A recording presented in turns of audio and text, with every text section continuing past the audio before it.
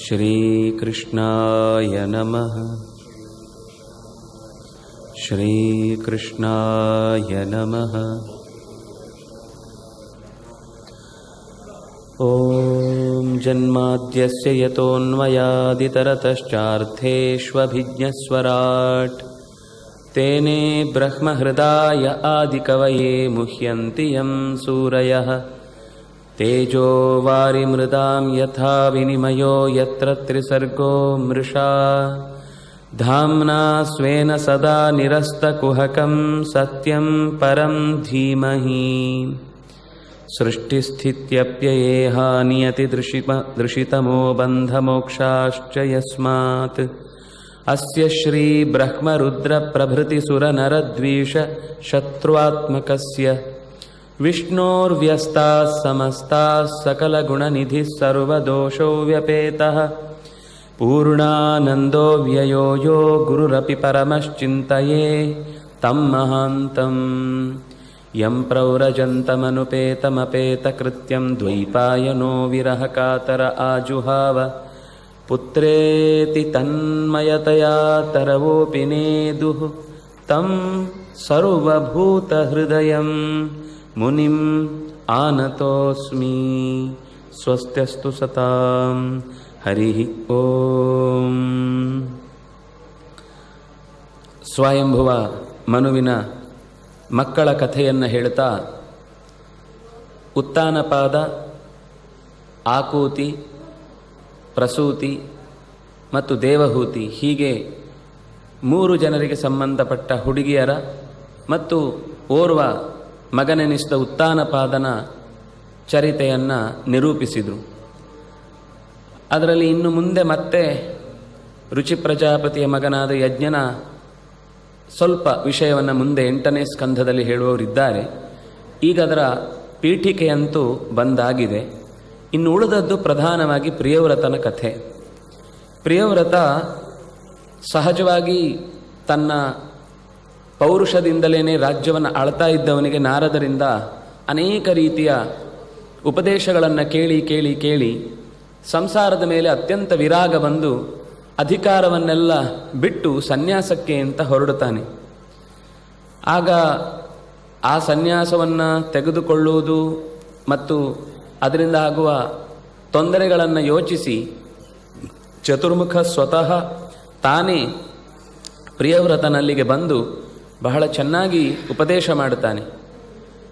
ನೀನು ಸನ್ಯಾಸ ತೆಗೆದುಕೊಂಡವರಿಗೆ ಮಾತ್ರ ಮೋಕ್ಷ ಅಂತೇನಾದರೂ ತಿಳ್ಕೊಂಡಿದ್ರೆ ಹಾಗೆ ತಿಳ್ಕೊಳ್ಳುವ ಅಗತ್ಯ ಇಲ್ಲ.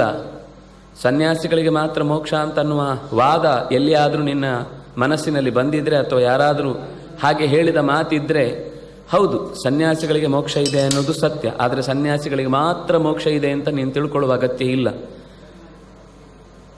ಸನ್ಯಾಸದಿಂದಲೇ ಮೋಕ್ಷ ಹೊಂದಬಹುದಾದ ಯೋಗ್ಯತೆ ಇದ್ದವರಿಗೆ ಸನ್ಯಾಸದಿಂದ ಮೋಕ್ಷ. ಅದು ಹೊರತಾಗಿ ಸನ್ಯಾಸಿಗಳು ನಾಳೆ ಮತ್ತೆ ಬರಬೇಕು ಅಂದರೆ ಯಾರೋ ಇನ್ನೊಬ್ಬ ಗೃಹಸ್ಥಾಶ್ರಮವನ್ನು ಸ್ವೀಕರಿಸಬೇಕಲ್ವ. ಮತ್ತೆ ಗೃಹಸ್ಥಾಶ್ರಮ ಸ್ವೀಕರಿಸುವವನು ಕೂಡ ತನ್ನ ಒಳ್ಳೆಯ ಪೀಳಿಗೆಯನ್ನು ಉಳಿಸಿಕೊಂಡ್ರೆ ಮಾತ್ರ ಒಳ್ಳೆಯ ಸನ್ಯಾಸಿಗಳನ್ನು ಕೊಡಲಿಕ್ಕೆ ಸಾಧ್ಯ. ಅದರಿಂದಾಗಿ ಗೃಹಸ್ಥ ಧರ್ಮವು ಕೂಡ ಮೋಕ್ಷಕ್ಕೆ ಅತ್ಯಂತ ಯೋಗ್ಯವಾದದ್ದು. ಗೃಹಸ್ಥ ಧರ್ಮದಿಂದಲೇ ಮೋಕ್ಷವನ್ನು ಪಡೀಲಿಕ್ಕಾಗುತ್ತೆ. ಅದರಿಂದಾಗಿ ನೀನು ಈ ಸನ್ಯಾಸವನ್ನು ತೆಗೆದುಕೊಳ್ಳೋದ್ರಿಂದ ಏನೋ ಬಿಡುಗಡೆ ಆಗುತ್ತೆ ಅಂತ ಭಾವಿಸಿದರೆ ಅದು ತಪ್ಪಾಗುತ್ತೆ ಅಂತ ಹೀಗೆ ಅವನನ್ನು ಉಪದೇಶಿಸಿ ಬಹಳ ಚೆನ್ನಾಗಿ ಇಲ್ಲಿ ಗಾರ್ಹಸ್ಥ್ಯ ಧರ್ಮದ ಅನೇಕ ಮಹತ್ವದ ಸಂಗತಿಗಳನ್ನು ಹೇಳುತ್ತಾನೆ. ಬ್ರಹ್ಮಚರ್ಯವನ್ನು ಪಾಲಿಸುವವನಿಗಾಗಲಿ, ವಾನಪ್ರಸ್ಥಾಶ್ರಮಿಗಾಗಲಿ, ಸನ್ಯಾಸಿಗಾಗಲಿ 3 ಆಶ್ರಮಗಳಿಗೂ ಈತನೇ ನೆಲೆಮನೆಯಾಗಿ ಅವರ ಸಾಧನೆಗಳಿಗೆ ಅತ್ಯಂತ ದೊಡ್ಡದಾದ ಹಾಯಿದೋಣಿಯಾಗಿ ಇರ್ತಾನೆ. ಅದರಿಂದಾಗಿ ಇವನ ಸಾಮರ್ಥ್ಯವನ್ನು ನೀನು ಕಡಿಮೆ ಅಂತ ತಿಳಿಯುವುದು ತಪ್ಪು. ಬಹಳಷ್ಟು ಜನ ಹೀಗೆ ಜೊತೆಯಾಗಿಯೇ ಇದ್ದು ದೇವತೆಗಳಲ್ಲಿ ಎಲ್ಲರೂ ಕೂಡ ಒಂದಲ್ಲ ಒಂದು ರೀತಿಯಿಂದ ದಾಂಪತ್ಯದಿಂದಲೇ ತಮ್ಮ ಭಗವಂತನ ಪ್ರೀತಿಯನ್ನು ಸಂಪಾದಿಸಿದವರು, ಲೋಕದ ನಿರ್ವಹಣೆಯನ್ನು ಮಾಡ್ತಾ ಇರೋರು. ಆದ್ದರಿಂದಾಗಿ ಅವರು ಸರ್ವಾಶ್ರಮ ಭಾಜಿಗಳು, ಅದು ಒಂದು ಅಂಶ ಬೇರೆ. ಆದರೆ ಅವರು ಕೂಡ ಗಾರ್ಹಸ್ಥ್ಯ ಧರ್ಮವನ್ನು ಪಾಲಿಸಿಕೊಂಡೇ ಲೋಕದ ನಿಯಮಗಳನ್ನು ಅನುಸರಿಸ್ತಾ ಇದ್ದಾರೆ. ಅದರಿಂದಾಗಿ ಅದು ಮೋಕ್ಷಕ್ಕೆ ಮಾರ್ಗವೇ ಆಗಿದೆ ಅಂತ ಹೇಳಿ, ವಿಜಿತೇಂದ್ರಿಯತ್ವ ಬೇಕು. ನೀನು ಯಾವುದೇ ವ್ರತದಲ್ಲಿದ್ದರೂ ಕೂಡ, ಅದು ಸನ್ಯಾಸದ ವ್ರತ ಇರಲಿ, ಗಾರ್ಹಸ್ಥ್ಯ ಧರ್ಮದ ಅನುಷ್ಠಾನ ಇರಲಿ, ಎರಡರಲ್ಲೂ ಇಂದ್ರಿಯಗಳನ್ನು ಬೇಕಾಬಿಟ್ಟಿ ಚೆಲ್ಲದೆ, ಲೋಭದಿಂದ ಎಲ್ಲೋ ಜಾರದೆ, ನಿನ್ನ ಹಿಡಿತದಲ್ಲಿ ಇರುವಂತೆ ಇದ್ದರೆ ಸಾಕು ಅಂತ ಹೀಗೆ ಹೇಳಿ, ಅಕಸ್ಮಾತ್ ಸನ್ಯಾಸಕ್ಕೆ ಅಂತ ಯೋಚನೆ ಮಾಡಿ ಕಾಡಿಗೆ ಹೋದಾಗಲೂ ಯೋಚನೆ ಮನೆಯದ್ದೇ ಆದರೆ ಅದಾಂತಸ್ಯ ಕುತೋವನೆ. ಅದರಿಂದಾಗಿ ಮನಸ್ಸಿನ ಮೇಲೆ ಹಿಡಿತ ಇಲ್ಲದವನಿಗೆ ಕಾಡಿನಿಂದಲೂ ಏನಾಗುವುದಿಲ್ಲ, ಹಿಡಿತ ಇದ್ದು ಮನೆಯಲ್ಲೇ ಕೂತಿದ್ರೆ ಅವನಿಗೆ ಕಾಡಿಯಿಂದ ಏನೂ ಬೇಕಾಗಿಲ್ಲ. ಅದರಿಂದಾಗಿ ನೀನು ಕರ್ತವ್ಯವನ್ನು ನಿರ್ವಹಿಸುವ ದೃಷ್ಟಿಯಿಂದ ನಾನು ಹೇಳುವಂತೆ ಗಾರ್ಹಸ್ಥ್ಯ ಧರ್ಮವನ್ನು ಆಚರಿಸುವುದು ಅತ್ಯಂತ ಅಗತ್ಯ, ಅವಶ್ಯ ಅಂತ ಹೀಗೆ ಹೇಳಿ ಅವನನ್ನು ಮತ್ತೆ ಯಥಾವತ್ತಾಗಿ ಆ ಧರ್ಮದ ಚಟುವಟಿಕೆಯಲ್ಲಿ ತೊಡಗುವುದಕ್ಕೆ ಬೇಕಾದ ವ್ಯವಸ್ಥೆಯನ್ನು ಮಾಡುತ್ತಾನೆ. ಒಬ್ಬ ವಿಶ್ವಕರ್ಮನ ಮಗಳು ಒಬ್ಳಿರ್ತಾಳೆ, ಬರ್ಹಿಷ್ಮತಿ ಅಂತ. ಆಕೆಯನ್ನು ವಿವಾಹವಾಗಿ 10 ಜನ ಮಕ್ಕಳನ್ನು ಪಡೀತಾನೆ. ಆಗ್ನೇಧ್ರ, ಇಧ್ಮಜಿಹ್ವ, ಯಜ್ಞಬಾಹು, ಮಹಾವೀರ, ಹಿರಣ್ಯರೇತ, ಘೃತಪೃಷ್ಠ, ಸವನ, ಮೇಧಾತಿಥಿ, ವೀತಿಹೋತ್ರ ಮತ್ತು ಕವಿ ಅಂತ. ಇದರಲ್ಲಿ ಕವಿ, ಮಹಾವೀರ, ಸವನ ಅನ್ನುವ 3 ಜನ ಸನ್ಯಾಸಿಗಳಾಗಿ ಅವರು ನಮಗೆ ಈ ಅಂದರೆ ಪ್ರವೃತ್ತಿ ಮಾರ್ಗದಿಂದ ಯಾವುದೇ ಸಾಧನೆ ಮಾಡುವ ಅಪೇಕ್ಷೆ ಇಲ್ಲ, ನಾವು ಪೂರ್ತಿ ನಿವೃತ್ತಿಗೆ ತೊಡಗುತ್ತೇವೆ ಅಂತೇಳಿ ಹೊರಟರು. ಅವರನ್ನು ಯಥಾಪ್ರಕಾರ ಬಿಟ್ಟು ಕಳಿಸಿದ. ಮತ್ತೊಬ್ಬಳು ಹೆಂಡತಿಯಲ್ಲಿ ಉತ್ತಮ, ತಾಪಸ, ರೈವತ ಅಂತ 3 ಜನ ಮಕ್ಕಳನ್ನು ಪಡೀತಾನೆ. ಇವರೇ ಮುಂದಿನ 3ರ ನಂತರದ ಅಂದರೆ ಸ್ವಯಂಭುವ, ಸ್ವಾರೋಚಿಷ, ಚಾಕ್ಷುಷ, ಅದರ ನಂತರ ಉತ್ತಮ, ತಾಪಸ, ರೈವತ ಅನ್ನುವ 3 ಮನ್ವಂತರಗಳಿಗೆ ಅಧಿಪತಿಗಳಾಗಿ ಕಾರ್ಯವನ್ನು ನಿರ್ವಹಿಸ್ತಾರೆ. ಆನಂತರದ ಮನ್ವಂತರ ವೈವಸ್ವತ ಮನ್ವಂತರ.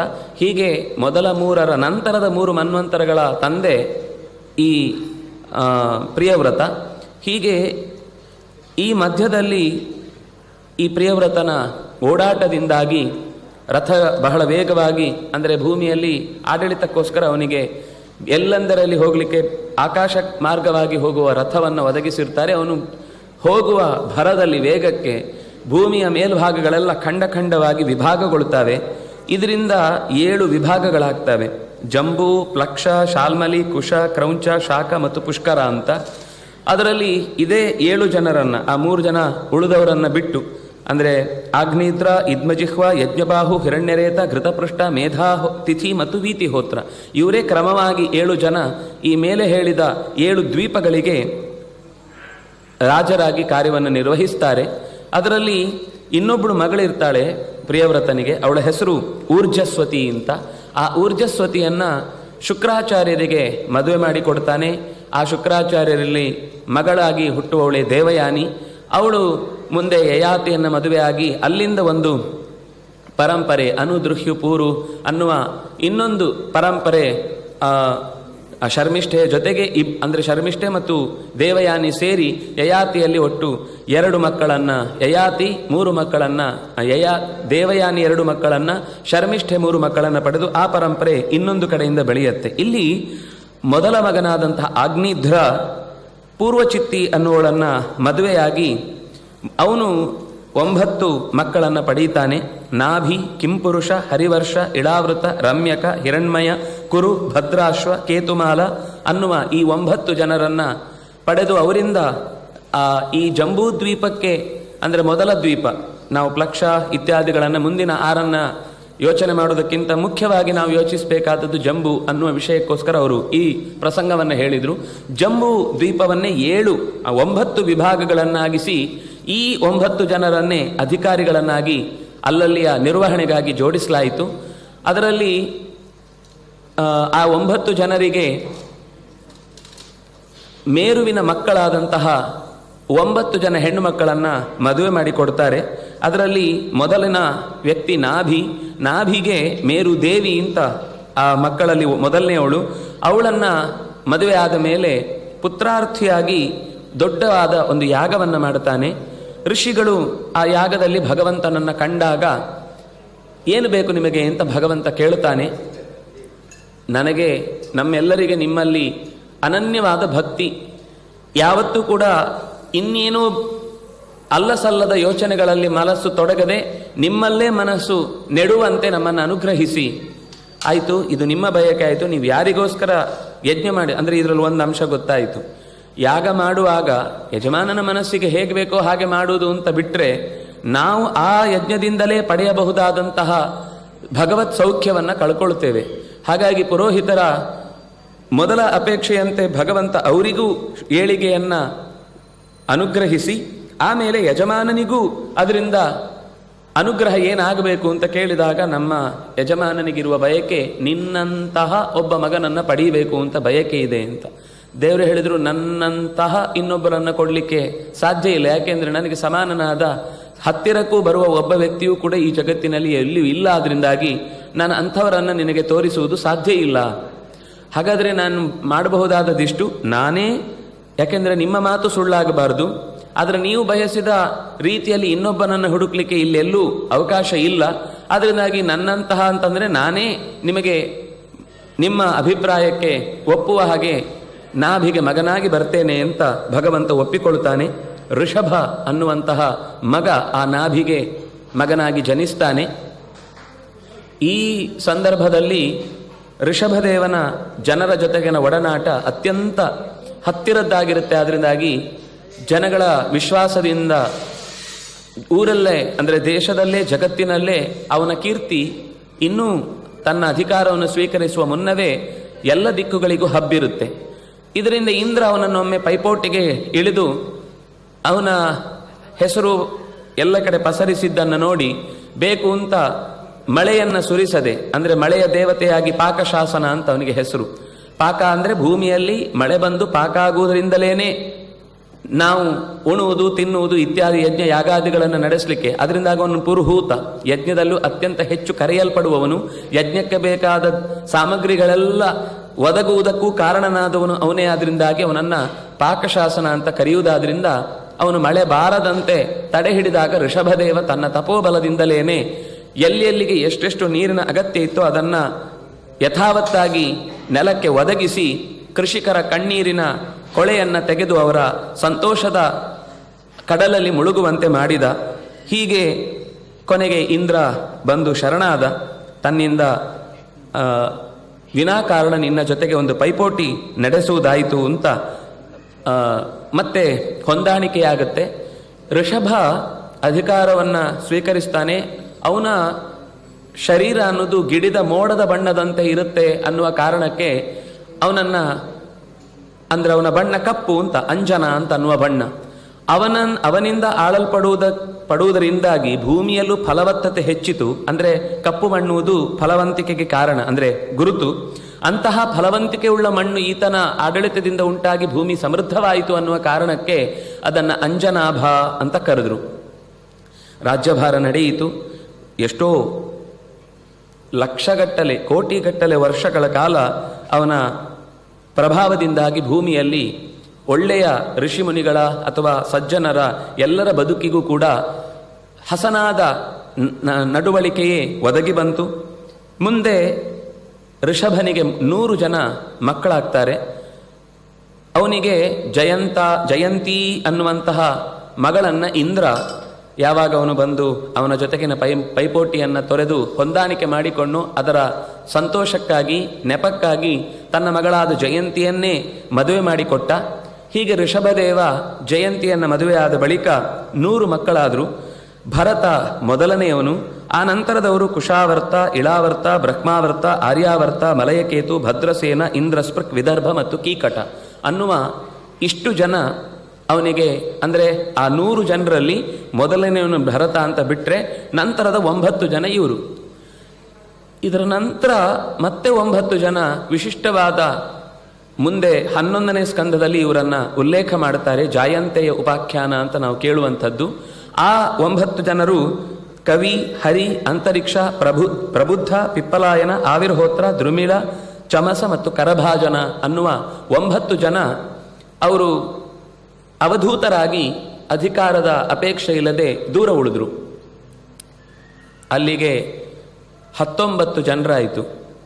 ಭರತ ಮತ್ತೆ 9 ಮತ್ತೆ 9, ಇನ್ನು 81 ಜನ ಅವರು ನಮಗೆ ಈ ಕ್ಷತ್ರದಲ್ಲಿ ಆಸಕ್ತಿ ಇಲ್ಲ, ನಾವು ವೈದಿಕ ಅಧ್ಯಯನದಲ್ಲಿ ಹೆಚ್ಚು ತೊಡಗಿಸಿಕೊಳ್ತೇವೆ, ನಮಗೆ ವೇದಾಧ್ಯಯನವೇ ಮಾಡಬೇಕಾದದ್ದಿದೆ ಅಂತ ಒಪ್ಪಿಗೆ ಪಡೆದು ಪೂರ್ತಿ ಬ್ರಾಹ್ಮಣ್ಯವನ್ನು ಸ್ವೀಕರಿಸಿ ಅಧ್ಯಯನಕ್ಕಾಗಿ ಬದುಕನ್ನು ಮೀಸಲಿಟ್ರು.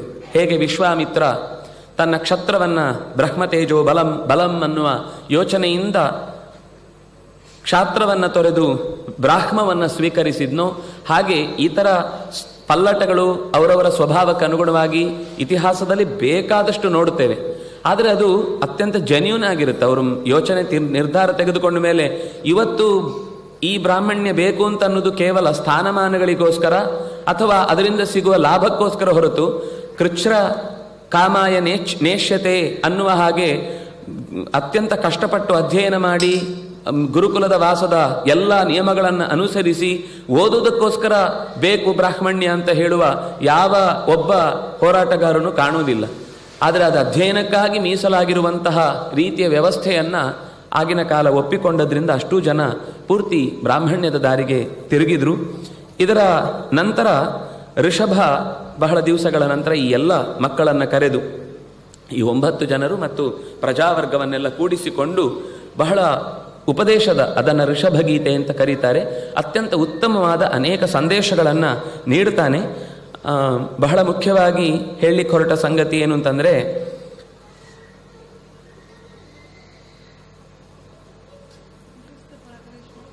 ದೇವರನ್ನು ಪರಿಚಯಿಸುವವನು, ಅಂದರೆ ತುಂಬ ಸಂಗತಿಗಳಿವೆ, ನಾನು ಕೆಲವು ಮುಖ್ಯವಾದ ಸಂಗತಿಗಳನ್ನು ಮಾತ್ರ ಸ್ಪರ್ಶಿಸ್ತಾ ಇದ್ದೇನೆ. ಮನುಷ್ಯನ ಶರೀರದ ಮಹತ್ವ ಇತ್ಯಾದಿಗಳನ್ನೆಲ್ಲ ಹೇಳ್ತಾ, ನೀವು ಯಾರು ಅಸೂಯೆ ಪಡಬಾರದು, ಭರತನನ್ನು ನಾನು ರಾಜ ಮಾಡಿದೆ ಅಂತ ಅವನಿಗೆ ಅಸಹಕಾರವನ್ನು ತೋರಿ ನಮ್ಮನ್ನು ಯಾಕೆ ನೀವು ಬಿಟ್ರಿ ಅಂತ ಈ ರೀತಿ ಎಂದೂ ಕೂಡ ನಿಮ್ಮೊಳಗೆ ಜಗಳ ಆಡಬಾರ್ದು. ಯಾಕೆಂದರೆ ಅವರವರ ಯೋಗ್ಯತೆ, ಅವರವರ ಸ್ಥಾನಮಾನಗಳನ್ನು ಗಮನಿಸಿಯೇ ಪ್ರಕೃತಿ ಅವರನ್ನು ಅಲ್ಲಿಗೆ ಆಯ್ಕೆ ಮಾಡಿಕೊಂಡಿರುತ್ತೆ. ಅವನು ಮೊದಲು ಹುಟ್ಟಿದಾನೆ ಅಂದರೆ ಅದು ಆಡಳಿತದ ವ್ಯವಹಾರದ ದೃಷ್ಟಿಯಲ್ಲೇ ಅವನು ಮೊದಲು ಹುಟ್ಟಿದ ಅಂದರೆ ಅವನಿಗೆ ಆ ಯೋಗ್ಯತೆ ಇತ್ತು, ಅದರಿಂದ ಮೊದಲು ಹುಟ್ಟಿದ್ದಾನೆ. ಇದು ಈ ರೀತಿ ಒಂದು ದೇವತೆಗಳ ಉಪಾಸನೆಯಲ್ಲಿ ಹೈರಾರ್ಕಿಗಳು ಏನೇನಿದೆ ಅದನ್ನೆಲ್ಲ ನಾವು ಸರಿಯಾಗಿ ಅರ್ಥ ಮಾಡಿಕೊಳ್ಬೇಕು. ಆಯಾ ಮಾನಗಳಿಗೆ ಯೋಗ್ಯವಾದಂತಹ ರೀತಿಯಲ್ಲಿ ನಾವು ಅಧಿಕಾರವನ್ನು ಹಂಚಿದ್ರೆ ವ್ಯವಸ್ಥೆ ಅನ್ನೋದು ಚೆನ್ನಾಗಾಗುತ್ತೆ ಅಂತ ಇಷ್ಟು ಹೇಳಿ ದೇವರ ಬಗ್ಗೆ ಚೆನ್ನಾಗಿ ತಿಳ್ಕೊಳ್ಬೇಕು ಅಂತ ಹೇಳಬೇಕು ಅಂತ ಹೇಳುವಾಗ, ನಾನು ನಿಮಗೆ ಮಕ್ಕಳ ಉದ್ದೇಶದಿಂದ ಹೇಳ್ತಾ ಇದ್ದೇನೆ ಅನ್ನುವುದನ್ನು ಒಂದು ಪಾಠದ ರೂಪ ತೋರಿಸ್ತಾ ಒಂದು ಮಾತು ಹೇಳ್ತಾನೆ.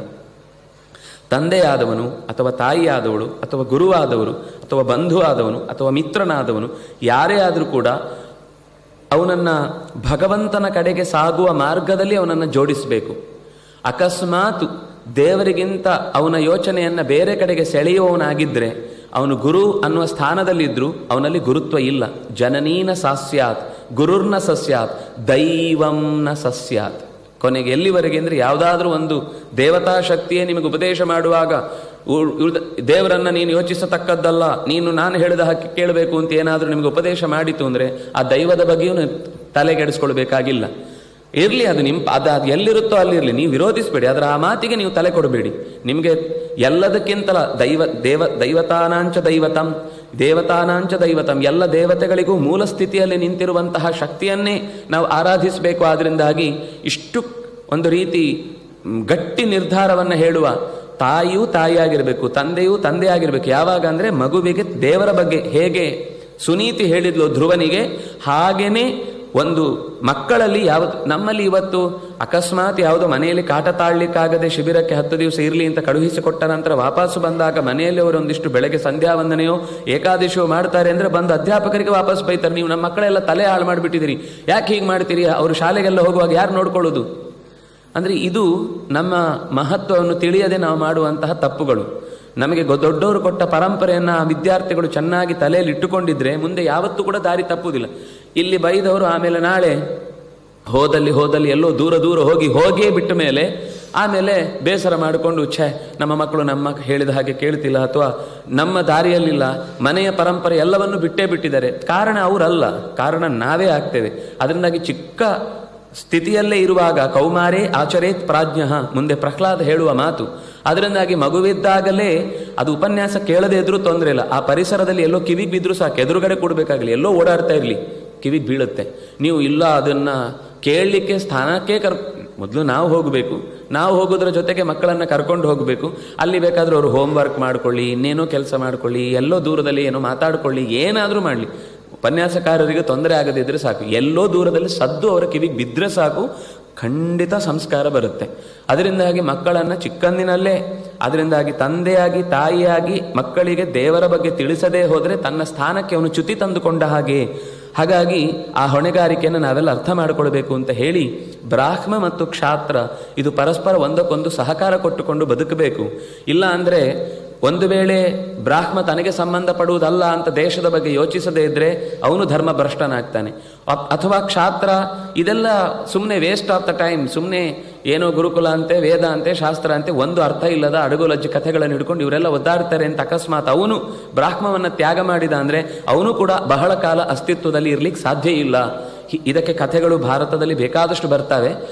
ಒಟ್ಟಂತೂ ಅವನು ಇಂತಹ ಅನೇಕ ಉಪದೇಶಗಳನ್ನು ಕೊಟ್ಟು ದೇಶಕ್ಕೆ ಬಲ ಇರುವುದೇ, ಪೂರ್ಣವಾದಂತಹ ಒಂದು ಸ್ವರೂಪ ಬರುವುದೇ ಬೌದ್ಧಿಕ ಬಲ ಮತ್ತು ಭೌತಿಕ ಬಲ, ಇದೆರಡನ್ನೂ ಕೂಡ ತುಂಬಿಕೊಂಡಾಗ ಸಮೃದ್ಧತೆ ಅಂತ ಅನ್ನೋದು ಕಾಣುತ್ತೆ ಅಂತ ಇಷ್ಟು ಹೇಳಿ, ಮುಂದೆ ತಾನು ಯೋಗ ಸಿದ್ಧಿಯನ್ನೆಲ್ಲ ಹೊಂದಿದ್ರೂ ಕೂಡ ಎಲ್ಲೂ ಕೂಡ ಅದನ್ನು ಪ್ರದರ್ಶಿಸಲಿಲ್ಲ. ಹೊರಡುವಾಗ ಪ್ರಜೆಗಳ ಕರದಿಂದ ಸಂಪಾದಿಸಿದ ಒಂದು ನೂಲ ಎಳೆಯನ್ನೂ ಕೂಡ ತನ್ನ ಮೈಯ ಮೇಲೆ ಹಾಕಿಕೊಳ್ಳದೆ ನಾನು ಹೊರಡುತ್ತೇನೆ ಅಂತ ತೋರಿಸ್ತಾ ಬೆತ್ತಲೆಯಾಗಿ ಹಾಗೆ ರಾಜ್ಯದ ಎಲ್ಲ ಅಧಿಕಾರವನ್ನು ಬಿಟ್ಟು ಸಂಪತ್ತುಗಳನ್ನು ತೊರೆದು ಕಾಡಿಗೆ ಹೋದ. ತಿಳಿದವರಿಗೆ ಅರ್ಥ ಆಯಿತು, ತಿಳಿದವರಿಗಿದೇನು ಹೊಸತು ಅಂತ ಅನ್ನಿಸ್ತು. ಕೆಲವರಿಗೆ ತಲೆ ಕೆಡ್ತು, ಬಹುಶಃ ರಾಜನಿಗೆ ವಯಸ್ಸಾದ್ಮೇಲೆ ಅರಳು ಮರಳು ಆಗಿಬಿಟ್ಟಿದೆ ಅಂತ ಕೆಲವರು ಬೈಕೊಂಡ್ರು.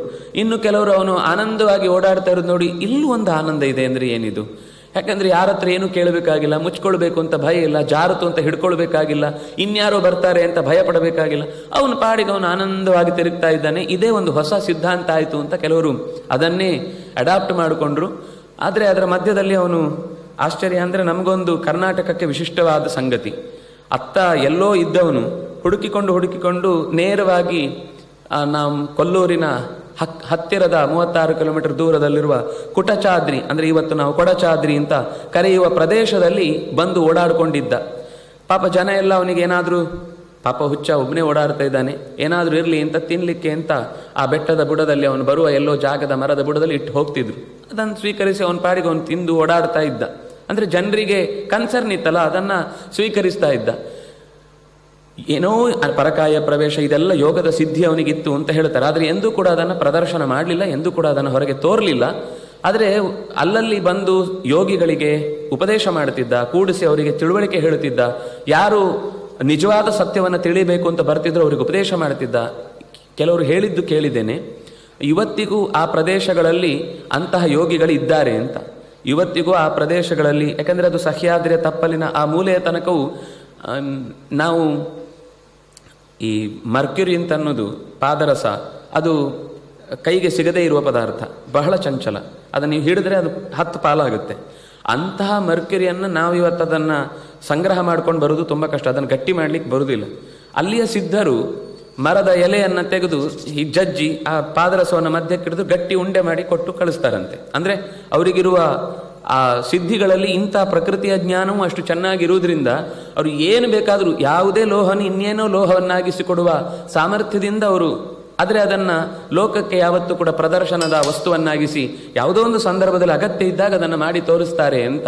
ಹೀಗೆ ಯೋಗದ ಸಿದ್ಧಿ ಆ ಕಾಲದಲ್ಲಿ ಏನು ಇತ್ತೋ ಅದು ಬೇರು ಎಲ್ಲೋ ಒಂದು ಕಡೆ ನಾವು ನಾಶ ಆಯಿತು, ಹಾಗಾಯಿತು, ಹೀಗಾಯಿತು, ಇನ್ನೊಂದಾಯಿತು, ಮತ್ತೊಂದಾಯಿತು ಅಂತ ತುಂಬ ಕೆಲವೊಮ್ಮೆ ತಲೆ ಕೆಡಿಸ್ಕೊಳ್ತೇವೆ. ಆಗುತ್ತೆ, ಮನಸ್ಸು ಹಾಗೆ ಡಿಪ್ರೆಷನಿಗೆ ಹೋಗುವುದಿದೆ.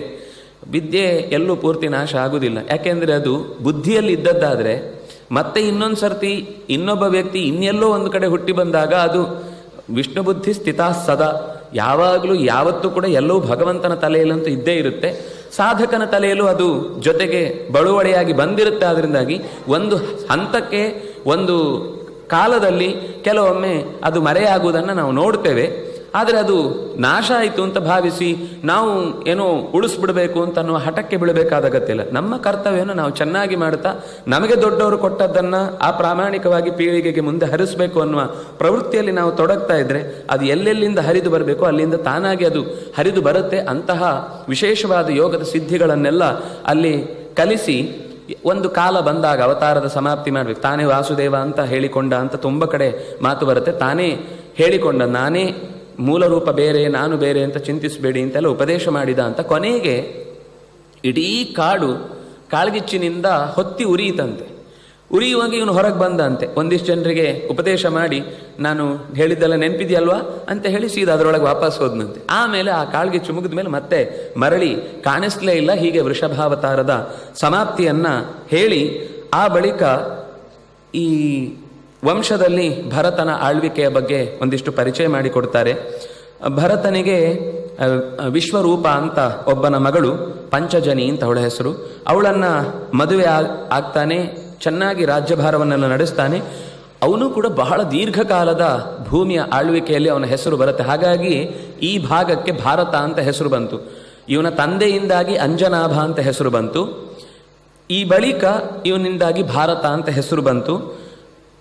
ದೇವರ ಆರಾಧನೆಯ ಕ್ರಮಗಳನ್ನೆಲ್ಲ ಸಾಮಾನ್ಯ ಜನರಲ್ಲಿಯೂ ಕೂಡ ಅರಿವು ಮೂಡುವಂತೆ ಮಾಡಿ, ಕ್ರಮ ಪ್ರಕಾರವೇ ಹೇಗೆ ಆರಾಧನೆ ಮಾಡಬೇಕು, ಭಗವಂತನನ್ನ ಪರಿವಾರದಿಂದ ಕೂಡಿಯೇ ಆರಾಧನೆ ಮಾಡಬೇಕು ಹೊರತು ಪರಿವಾರಗಳನ್ನೆಲ್ಲ ಬಿಟ್ಟು ಏನೂ ಇಲ್ಲದಂತೆ ಬರೀ ದೇವರನ್ನು ಅಂತ ಚಿಂತಿಸಿ ಉಳಿದವರನ್ನ ದ್ವೇಷಿಸಲೂಬಾರದು ಅಥವಾ ಉಳಿದವರನ್ನ ಆರಾಧನೆಯ ಭರದಲ್ಲಿ ಭಗವಂತನನ್ನು ಮರೆಯಲೂಬಾರದು ಅನ್ನುವ ಅನೇಕ ಅಪರೂಪದ ಸಂಗತಿಗಳನ್ನೆಲ್ಲ ಉಪದೇಶ ಮಾಡಿ ಬಹಳ ಕಾಲದ ಬಳಿಕ ಮಕ್ಕಳ ಕೈಯಲ್ಲಿ ಅಧಿಕಾರವನ್ನು ಇರಿಸಿ ವಿರಕ್ತಿ ಹೊಂದಿ ಅಧಿಕಾರವನ್ನು ಕೊಟ್ಟು ವಾನಪ್ರಸ್ಥಕ್ಕೆ ಅಂತ ಹೊರಡುತ್ತಾನೆ. ಪುಲಹರ ಆಶ್ರಮದ ಕಡೆಗೆ ಸಾಕ್ತಾನೆ. ಪುಲಹರ ಆಶ್ರಮ ಗಂಡಕಿ ನದಿಯ ತೀರದಲ್ಲಿ ಶಾಲಗ್ರಾಮ ಅಂತಿರುವ ಪ್ರದೇಶದಲ್ಲಿ ಇರುತ್ತೆ. ಅಲ್ಲಿ ಅವನು ಅನುಷ್ಠಾನಗಳನ್ನು ಮಾಡುತ್ತಾ ತುಂಬ ಚೆನ್ನಾಗಿದೆ. ಅವನು ಏನೇನು ಮಾಡ್ತಿದ್ದ, ಗಾಯತ್ರಿ ಉಪಾಸನೆ ಮಾಡ್ತಿದ್ದ, ನಾರಾಯಣ ಅಷ್ಟಾಕ್ಷರ, ವಾಸುದೇವ ದ್ವಾದಶಾಕ್ಷರ, ಹೀಗೆ ಅಪರೂಪದ ಅನೇಕ ಮಂತ್ರಗಳನ್ನೆಲ್ಲ ನಿತ್ಯವೂ ಕೂಡ ಮೊದಲೇ ಅವನು ಮಹಾರಾಜರ್ಷಿ ಅನೇಕ ಯಾಗಗಳನ್ನು ಮಾಡಿ ಇಡೀ ದೇಶಾದ್ಯಂತ ಧರ್ಮ ಅನ್ನೋದು ಎಲ್ಲರಲ್ಲೂ ಉಸಿರಾಗಿರಬೇಕು ಅನ್ನುವಷ್ಟು ಗಟ್ಟಿ ಮಾಡಿ ಹೊರಟಿದ್ದ. ತಂದೆಯ ಅಭಿಪ್ರಾಯದಂತೆ ಹೊರಟು ಅಲ್ಲಿ ಧ್ಯಾನ ಮಾಡುತ್ತಾ ಕೂತಿದ್ದ. ಒಂದು ಸರ್ತಿ ಬೆಳಗ್ಗೆ ಎದ್ದು ಅರ್ಘ್ಯವನ್ನು ಬಿಡಬೇಕು ಅಂತ ನದಿ ತೀರದಲ್ಲಿ ಕೂತಿದ್ದಾಗ ಜಿಂಕೆಯೊಂದರ ಗರ್ಭಿಣಿಯ ಜಿಂಕೆಯ ಆಗಮನ ಆಗುತ್ತೆ. ಅದು ನೀರು ಕುಡಿತಾ ಇರುತ್ತೆ. ಇವನು ಸುಮ್ಮನೆ ನೋಡ್ತಾನೆ, ಮೇಲಿನಿಂದ ಹರಿದು ನೀರು ಬರ್ತಾ ಇರುತ್ತೆ. ಆ ಕಡೆಯಿಂದ ಅದು ಜಿಂಕೆ ನೀರು ಕುಡಿತಾ ಇರುತ್ತೆ. ಇದ್ದಕ್ಕಿದ್ದಂತೆ ಜೋರಾದ ಒಂದು ಸಿಂಹದ ಘರ್ಜನೆ ಕೇಳಿದೊಡನೆ ಬೆದರಿದ ಆ ಜಿಂಕೆ ನೀರಿನಿಂದ ತಾನು ಆ ಹುಲಿಯ ಕೈಗೆ ಅಥವಾ ಸಿಂಹದ ಕೈಗೆ ಸಿಗಬಾರದು ಅಂತ ನೆಗೆಯತ್ತೆ.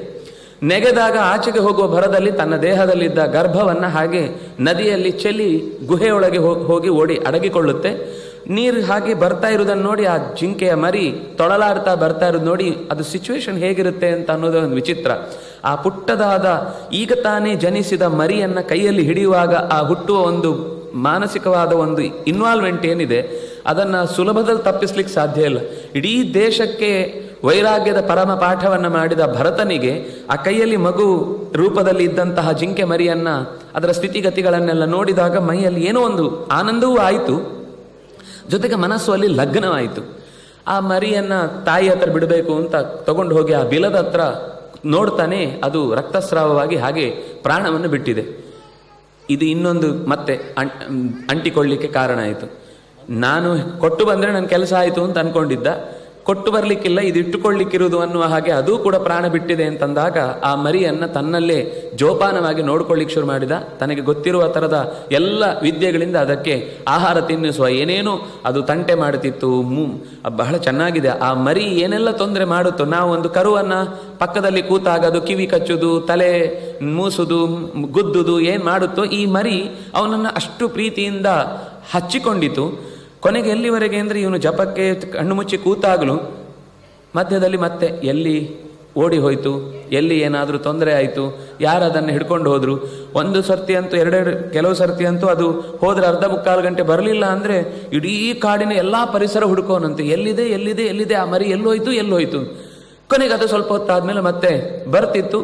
ಹೀಗೆ ಈ ಆಶ್ರಮದಲ್ಲಿ ಅವನಿಗೆ ಒಬ್ಬನೇ ಅಂತ ಅನ್ಕೊಂಡವನಿಗೆ ಇದೊಂದು ಪಾಸಾಡಿ ಥರ ಎಲ್ಲ ಕಡೆಗೆ ಓಡಾಡಿಕೊಂಡು ಬರಲಿಕ್ಕೆ ಒಂದು ಸಹಾಯಕ ರೀತಿ ಇತ್ತು. ಇವನು ಹುಲ್ ತರಲಿಕ್ಕೆ ಹೋದರೆ ಅದರ ಜೊತೆಗೆ ಇರ್ತಿದ್ದ. ದರ್ಭೆಯೋ ಹೂವೋ ಹಣ್ಣೋ ಸಮಿಧೆಯೋ ಏನು ತರಲಿಕ್ಕೆ ಹೋದ್ರು ಅವನ ಜೊತೆಗೇ ಇರಬೇಕದು. ಅದು ಬಿಟ್ಟು ಅವನಿಗೆ ಬದುಕಲಿಕ್ಕೆ ಗೊತ್ತಿಲ್ಲ ಅನ್ನುವಷ್ಟು ಅದನ್ನು ಹಚ್ಚಿಕೊಂಡ. ಕಾಲ ಬಂತು, ದೇಹ ತ್ಯಾಗ ಮಾಡುವಂಥ ಕಾಲ ಬಂತು. ಬಂದಾಗಲೂ ಆ ಕೊನೆಯ ಕಾಲದಲ್ಲೂ ಅವನಿಗಿದ್ದ ಯೋಚನೆ, ದೇವರನ್ನೇ ಮರೆತು ಬಿಟ್ಟ ಹಾಗೆ. ಆ ಹೊತ್ತಿಗೆ ದೇವರು ನೆನಪಾಗಲಿಲ್ಲ, ಯಾಕೆಂದರೆ ಬಹಳ ದಿವಸದಿಂದ ಸಂಘ ಯಾವುದಿರುತ್ತೋ ಅದೇ ಅವನ ಯೋಚನೆಯಲ್ಲಿ ಬರುತ್ತೆ ಅನ್ನುವ ಹಾಗೆ. ಯಂ ವಾಪಿ ಸ್ಮರನ್ ಭಾವಂ ತ್ಯಜತ್ಯಂತೆ ಕಳೇಬರಂ ತಂತಮೇವೈತಿ ಕೌಂತೆಯ ಸದಾ ತದ್ಭಾವ ಭಾವಿತಃ. ಅದೇ ಭಾವದಿಂದ ಅವನು ಪ್ರಾಣವನ್ನು ಬಿಟ್ಟು, ಅಯ್ಯೋ ನಾನು ಸತ್ರೆ ಈ ಜಿಂಕೆಯನ್ನು ನೋಡಿಕೊಳ್ಳುವವರು ಯಾರೂ ಅಂದ್ಕೊಂಡು ಸತ್ತ. ಮತ್ತೆ ಯಥಾ ಪ್ರಕಾರವಾಗಿ ಪೂರ್ವಜನ್ಮದ ಸಂಸ್ಕಾರದ ಜಾತಿ ಸ್ಮೃತಿಯಿಂದಾಗಿ ಜಿಂಕೆಯಾಗಿಯೇ ಹುಟ್ಟಿದ. ಆದರೆ ದೈವ ಅನುಗ್ರಹ, ಮಾಡಿದ ಕೆಲಸಗಳು ಯಾವತ್ತೂ ವ್ಯರ್ಥ ಆಗುವುದಿಲ್ಲ ಅನ್ನುವ ಹಾಗೆ ಎಲ್ಲ ನೆನಪಿತ್ತು. ಆದರೆ ವ್ಯಥೆ ಹುಟ್ಟಿತು. ನಾನು ಆ ಕೊನೆ ಕಾಲಕ್ಕೆ ದೇವರನ್ನು ನೆನಪಿಸಿಕೊಳ್ಳದೆ, ಯಾಕೆಂದರೆ ಜಿಂಕೆ ಶರೀರದಲ್ಲಿ ಬಂದ ಮೇಲೆ ಗೊತ್ತಾಯ್ತಿದ್ರೆ ಇತಿಮಿತಿ. ಮನುಷ್ಯನಾಗಿದ್ದಾಗ ಎಷ್ಟೆಲ್ಲ ಚಟುವಟಿಕೆ ಮಾಡ್ಬೋದಿತ್ತು, ಎಷ್ಟೆಲ್ಲ ಕರ್ತವ್ಯ ನಿರ್ವಹಿಸ್ಬೋದಿತ್ತು. ಇದು ಏನು ಮಾಡಲಿಕ್ಕಾಗದ ಬೆದರಿಯೇ ಬದುಕಬೇಕು. ಅಂದರೆ ಪ್ರಾಣಿಗಳಿಗೆ ಹುಟ್ಟುತ್ತಲೇ ಜೊತೆಗೇನೆ ಭಯವು ಹುಟ್ಟಿಕೊಂಡಿರುತ್ತೆ. ಹಾಗಾಗಿ ತುಂಬ ಭಯಪಡುವ ಸಹಜ ಸ್ವಭಾವ. ಹಾಗಾಗಿ ಯಾವುದನ್ನು ಧೈರ್ಯವಾಗಿ ಮಾಡಲಿಕ್ಕಿಲ್ಲ. ಆದರೆ ಒಳಗಿನಿಂದ ಭಗವಂತನ ಸ್ಮರಣೆ ಇತ್ಯ. ಅದರಿಂದಾಗಿ ಕೃಷ್ಣ ಧ್ಯಾನ ಮನುಸ್ಮರಂ, ಕೃಷ್ಣನನ್ನು ನಿರಂತರ ಸ್ಮರಿಸ್ತಾ ಆಹಾರ ದೇಹಕ್ಕೆ ಉಳಿಸಿಕೊಳ್ಳಿಕ್ಕೆ ಎಷ್ಟು ಬೇಕೋ ಅಷ್ಟೇ ತಿಂದು ವ್ರತದಲ್ಲೇ ಇತ್ತಂತೆ. ಆಗಲೂ ಸಾಯಲಿಕ್ಕೆ ಇದು ಕೊಟ್ಟದ್ದು ದೇವರೇ, ಸುಮ್ಮನೆ ಇಟ್ಕೊಂಡಿತ್ತು. ಆದರೆ ಯಾವಾಗ ದೇಹ ತೊರೆಯಬೇಕು ಅಂತನ್ನುವ ಒಂದು ಕಾಲ ಬಂತು ಅಂತ ಗೊತ್ತಾಯಿತು, ಯಾವ ಪ್ರದೇಶದಲ್ಲಿ ತಾನು ಮೊದಲು ಗಂಡಕಿಯಲ್ಲಿ ಧ್ಯಾನ ಮಾಡ್ತಾ ಇದ್ನೋ ಅದೇ ಪ್ರದೇಶಕ್ಕೆ ಹೋಗಿ ಅಲ್ಲೇ ನದಿಯಲ್ಲಿ ತನ್ನ ಪ್ರಾಣವನ್ನು ತೊರೆಯಿತು. ಹೀಗೆ ತೊರೆದ ಬಳಿಕ ಮತ್ತೆ ಆಂಗಿರಸ ಗೋತ್ರದ ಅಲ್ಲಿ ಬಂದ ಒಬ್ಬ ಋತ್ವಿಜನ ಮನೆಯಲ್ಲಿ ಇದೇ ಭರತ ಮತ್ತೆ ಹುಟ್ಟಿ ಬಂದ. ಅಲ್ಲಿ ಹೆಸರು ಹೇಳುವುದಿಲ್ಲ, ಅವನೇ ಭರತ ಹುಟ್ಟಿ ಬಂದ ಅಂತ. ಅವನಿಗೆ 2 ಹೆಂಡಂದಿರು ಆ ಬ್ರಾಹ್ಮಣನಿಗೆ. ಮೊದಲನೇ ಹೆಂಡತಿಯಲ್ಲಿ 9 ಜನ ಮಕ್ಕಳು, ಎರಡನೇ ಹೆಂಡತಿಯಲ್ಲಿ ಅವಳಿ ಜವಳಿ ಮಕ್ಕಳು, 1 ಹೆಣ್ಣು 1 ಗಂಡು. ಆ ಗಂಡು ಇವನೇ. ಮನೆಯಲ್ಲಿ ತಂದೆ ಇವನಿಗೆ ಉಪನಯನ ಮಾಡಬೇಕು ಅಂತ ಬಹಳ ಪ್ರಯತ್ನ ಪಟ್ಟು ಏನು ಮಂತ್ರ ಹೇಳಿಸಿದ್ರು ಇವನ ಬಾಯಲ್ಲಿ ಸರಿ ಮಂತ್ರ ಬರ್ತಿರ್ಲಿಲ್ಲ. ಉಪನಯನ ಅಂತೂ ಆಗೋಯ್ತು. ಆದರೆ ಇವನೇನಕ್ಕೂ ಇವನಿಗೇನಂದ್ರೆ ಎಲ್ಲ ಹಿಂದಿದ್ದು ನೆನಪಿತ್ತು. ಆದ್ರಿಂದಾಗಿ ಯಾವುದರಲ್ಲೂ ಅಂಟಿಕೊಂಡು ಬಿಡುತ್ತೆ ಅನ್ನೋ ಭಯ. ಯಾವಾಗ ಜಿಂಕೆ ಒಂದು ಅಟ್ಯಾಚ್ಮೆಂಟ್ನಿಂದಾಗಿ, ಒಂದು ಜಿಂಕೆ ಅದು ವಸ್ತುತಃ ಅದೇನು ನೋಡಿ, ಸಂಸಾರ ಅಂತ ನಾವು ಹೇಳುವಾಗ ಹೆಂಡತಿ ಮಕ್ಕಳು ಅಂತ ಅಂದ್ಕೊಳ್ತೇವೆ. ಹೆಂಡತಿ ಮಕ್ಕಳೇ ಆಗಬೇಕಾಗಿಲ್ಲ ಸಂಸಾರ ಅಂದರೆ. ಎಷ್ಟೋ ಜನ ಮದುವೆ ಆಗಿರುವುದಿಲ್ಲ, ಅವರ ಅಣ್ಣನ ಮಕ್ಕಳನ್ನೋ ತಮ್ಮನ ಮಕ್ಕಳನ್ನೋ ತಂಗಿ ಮಕ್ಕಳನ್ನೋ ನೋಡ್ಕೊಂಡು ಇಡೀ ಜೀವನ ಸವಿಸ್ತಾರೆ.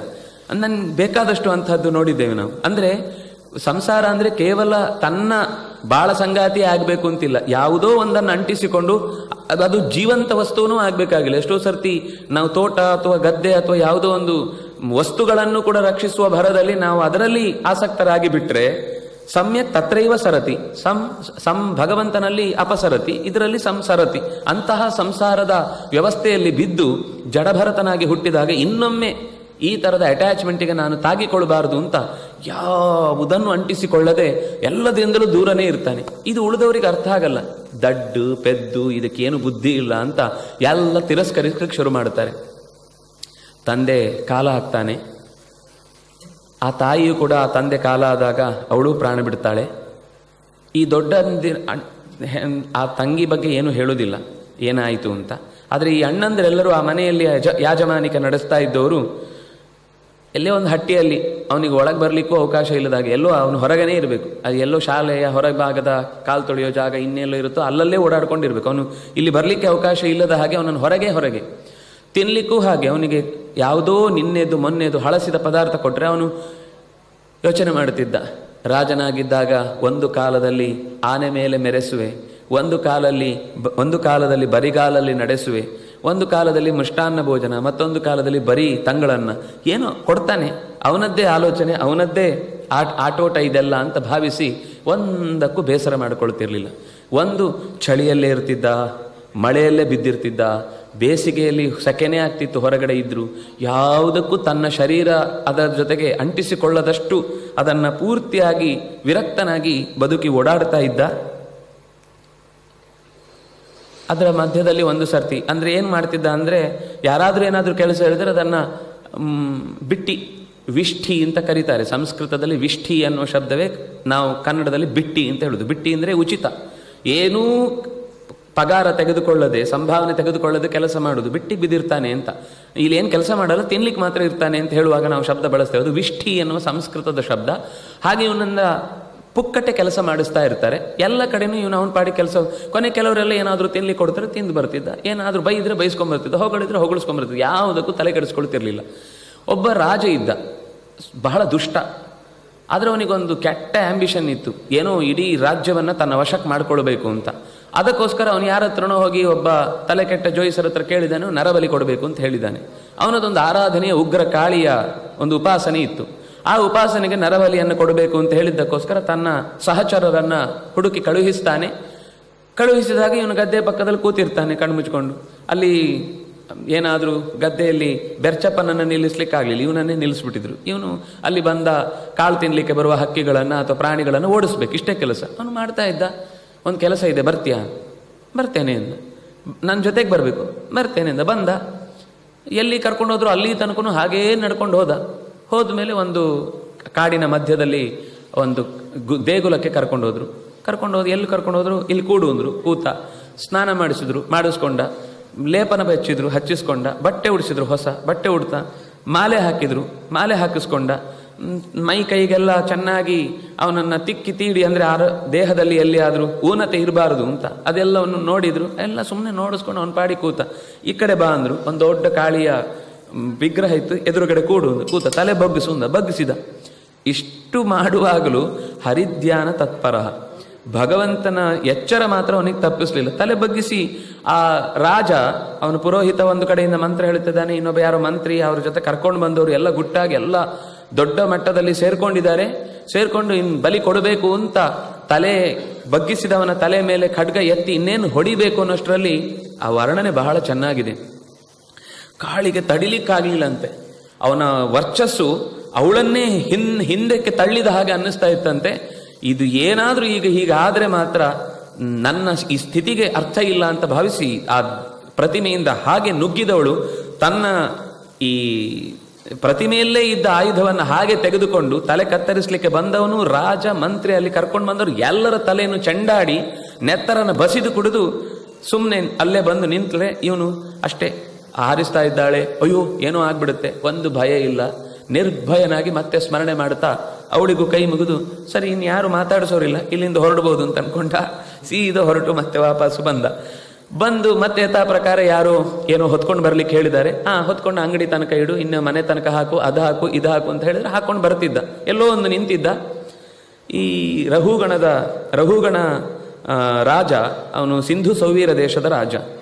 ಅವನ ಮೇನೆಯನ್ನು ಹೊರುವ 4 ಜನರಲ್ಲಿ ಒಬ್ಬನಿಗೆ ಏನೋ ಹೆಚ್ಚು ಕಮ್ಮಿ ಆಗಿದೆ, ಹೊಟ್ಟೆ ಹಾಳಾಗಿದೆ, ಏನೋ ಆಗಿದೆ, ಅವನು ಹೊರಟೋದ. ಹೇಗೆ ಮುಂದೆ ಹೋಗುದು? ಅವನು ಯಾಕೆ ಹೊರಟಿದ್ದ ಅಂದರೆ ಅಧ್ಯಾತ್ಮದ ವಿದ್ಯೆಯನ್ನು ನಾನು ಕಲಿಯಬೇಕು, ಕಪಿಲರ ಆಶ್ರಮಕ್ಕೆ ಹೋಗಬೇಕು ಅಂತ ಮೇನೆಯಲ್ಲಿ ಕೂತಿದ್ದ. ಹೇಳಿದ್ರು ಹೀಗೊಬ್ಬನನ್ನು ನಾವು ವ್ಯವಸ್ಥೆ ಮಾಡಿಕೊಳ್ಬೇಕು. ಸರಿ ಇಲ್ಲೇ ಇರ್ತೇನೆ, ಯಾರಾದರೂ ಇಲ್ಲೇ ಅಕ್ಕಪಕ್ಕದಲ್ಲಿ ಇದ್ದರೆ ನೋಡ್ಕೊಂಡು ಬನ್ನಿ. ಇವನು ಹೊರೆ ಹಾಕಿ ಯಾವುದೋ ಮನೆ ಮುಂದೆ ಇಳಿಸುವಾಗ ಇವರು ಬಂದರು. ಇವ್ನು ನೋಡಲಿಕ್ಕೆ ಗಟ್ಟಿ ಮುಟ್ಟಿದ್ದಾನೆ. ಅದರಲ್ಲಿ ಒಂದು ವರ್ಣನೆ ಬಹಳ ಚೆನ್ನಾಗಿದೆ. ಅವನು ತಿನ್ನಲಿಕ್ಕೆ ಏನು ಕೊಡಲಿಲ್ಲ ಅಂದರು ಯಾರೂ ಕೂಡ, ಅವನ ದೇಹ ಮಾತ್ರ ಅದು ಎಷ್ಟು ಗಟ್ಟಿ ಮುಟ್ಟಿತ್ತು ಅಂದರೆ ಈ ಬೇರೆಯವರೆಲ್ಲ ಇವನೇನು ಗುಟ್ಟಾಗಿ ಎಲ್ಲೋ ಏನೇನೋ ಬೇಡವಾದ್ದೆಲ್ಲ ತಿಂದು ಇಷ್ಟು ಹುರಿಗೊಳಿಸ್ಕೊಂಡಿದ್ದಾನೆ ಅಂತ ಅನ್ಕೊಳ್ಬೇಕು. ಆದರೆ ಯಾವತ್ತೂ ತನ್ನ ಆಹಾರದ ಬಗೆಗೆ ಅವನು ಯೋಚಿಸಿದವನೇ ಅಲ್ಲ. ಕೇಳಿದ್ರು, ರಟ್ಟೆ ಎಲ್ಲ ಗಟ್ಟಿ ಮುಟ್ಟಿತ್ತು, ಒಂದು ಕೆಲಸ ಇದೆ ಬರ್ತೀಯನ್? ಬರ್ತೇನೆ. ಸರಿ, ಹೆಗಲು ಕೊಡಬೇಕು ಇದಕ್ಕೆ, ನಾವೆಲ್ಲ 4 ಜನ ಇದ್ವಿ, ನೀನು ಒಂದು ಕಡೆಯಿಂದ ಹೆಗಲು ಕೊಡಬೇಕು ಅಂತ. ಆಯಿತು ಅಂತ ಕೊಟ್ಟ. ಸ್ವಲ್ಪ ದೂರ ಹೋಗ್ತಾ ಇರಬೇಕಾದ್ರೆ ಅವನು ಅಲ್ಲಿ ಕಾಳಿ ಒಂದು ಮಾತು ಹೇಳ್ತಾಳೆ. ಅವಳು ಅನ್ಕೊಳ್ತಾಳೆ, ಇವನು ಒಂದು ಸಣ್ಣ ಇರುವೆಗೂ ನೋಯಿಸದಷ್ಟು ಅತ್ಯಂತ ಮನಸ್ಸಿನಿಂದ ನಿಸ್ಪೃಹನಾದ ವ್ಯಕ್ತಿ.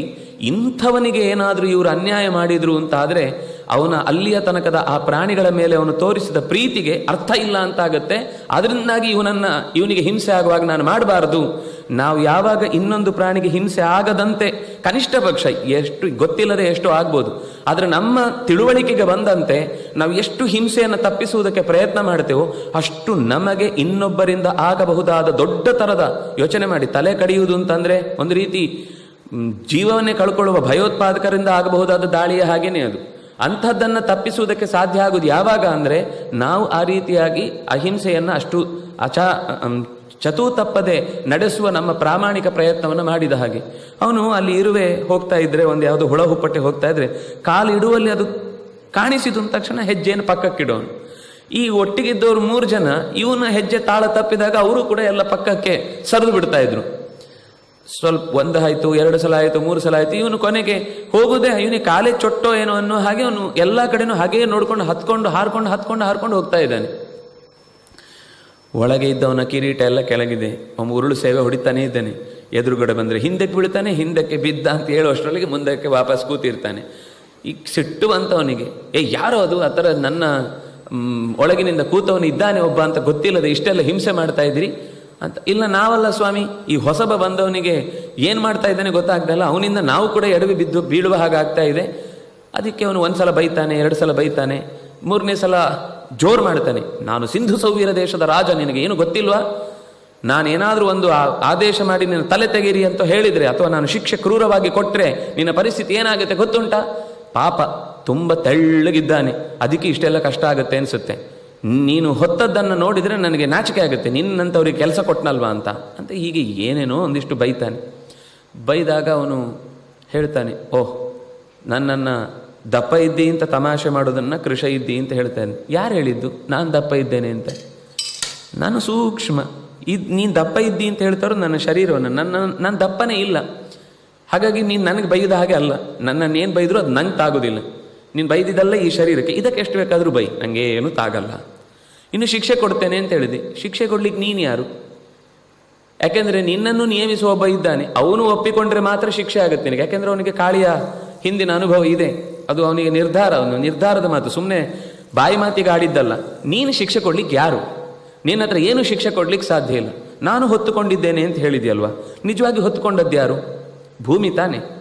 ಯಾರಾದರೂ ಮಾತಾಡುವಾಗ ನಿಮ್ಮ ಮೇನೆಯನ್ನು ನನ್ನ ಹೆಗಲು ಹೊತ್ತಿದೆ, ನನ್ನ ಹೆಗಲನ್ನು ಎದೆ ಹೊತ್ತಿದೆ, ಎದೆಯನ್ನು ಸೊಂಟ ಹೊತ್ತಿದೆ, ಸೊಂಟವನ್ನು ತೊಡೆ ಹೊತ್ತಿದೆ, ತೊಡೆಯನ್ನು ಮೀನಖಂಡ ಹೊತ್ತಿದೆ, ಮೀನಖಂಡವನ್ನು ಪಾದ ಹೊತ್ತಿದೆ, ಪಾದವನ್ನು ನೆಲ ಹೊತ್ತಿದೆ. ವಸ್ತುತಃ ಎಲ್ಲವೂ ಹೊತ್ತಿದೆ, ಆದರೆ ಇದು ಯಾವುದನ್ನು ಹೊತ್ತಿದೆ ಅಂತ ಹೇಳುವುದಿಲ್ಲ, ನೆಲ ಹೊತ್ತಿದೆ ಅಂತ ಹೇಳುವುದು. ಜ್ಞಾನಿಗಳು ನೆಲ ಹೊತ್ತಿದೆ ಅಂದರೆ ಎಲ್ಲವನ್ನು ಭಗವಂತ ಹೊತ್ತಿದ್ದಾನೆ ಅಂತ ಹೇಳುವುದು ಹೊರತು ಮಧ್ಯದಲ್ಲಿ ಹೊತ್ತುಕೊಂಡವರ ಬಗ್ಗೆ ಮಾತಾಡುವುದಿಲ್ಲ. ನಾನು ಹೊತ್ಕೊಂಡದ್ದೇ ಅಲ್ಲ ನಿನ್ನನ್ನು, ನೀನು ನನಗೇನು ಹೇಳ್ತಾ ಇದ್ದಿ? ಸಿಂಧು ಸೌವೀರ ದೇಶದ ರಾಜ ಅಂತೇನೋ ಅಂದಿಯಲ್ವಾ, ನೀನು ಮತ್ತೆ ಈ ಮೇನೆ ಒಟ್ಟಿಗೆ ಒಂದು ಕ್ಷಣದಲ್ಲಿ ಧಗ್ ಅಂತ ಸುಟ್ಟು ಭಸ್ಮ ಆಗೋಯ್ತು ಅಂತ ಇಟ್ಕೋ. ಇದರಲ್ಲಿ ಸಿಂಧು ಸೌವೀರ ದೇಶದ ರಾಜನ ಬೂದಿ, ಇದು ಮೇನೆಯ ಬೂದಿ ಅಂತ ಬಿಡಿಸ್ಲಿಕ್ಕೆ ಏನಾದರೂ ಬರುತ್ತಾ? ನೀನು ಸುಟ್ಟರು ಬೂದಿನೇ, ಈ ಮೇನೆ ಸುಟ್ಟರು ಬೂದಿನೇ, ನಾನು ಸುಟ್ಟರು ಬೂದಿನೇ, ಜಗತ್ತಲ್ಲಿ ಏನು ಸುಟ್ಟರು ಬೂದಿನೇ ಉಳಿಯೋದು. ಏನದು? ನೀನಿರುವ ಮುಂಚೆ ಸಿಂಧು ಸೌವೀರ ದೇಶ ಇರಲಿಲ್ವಾ?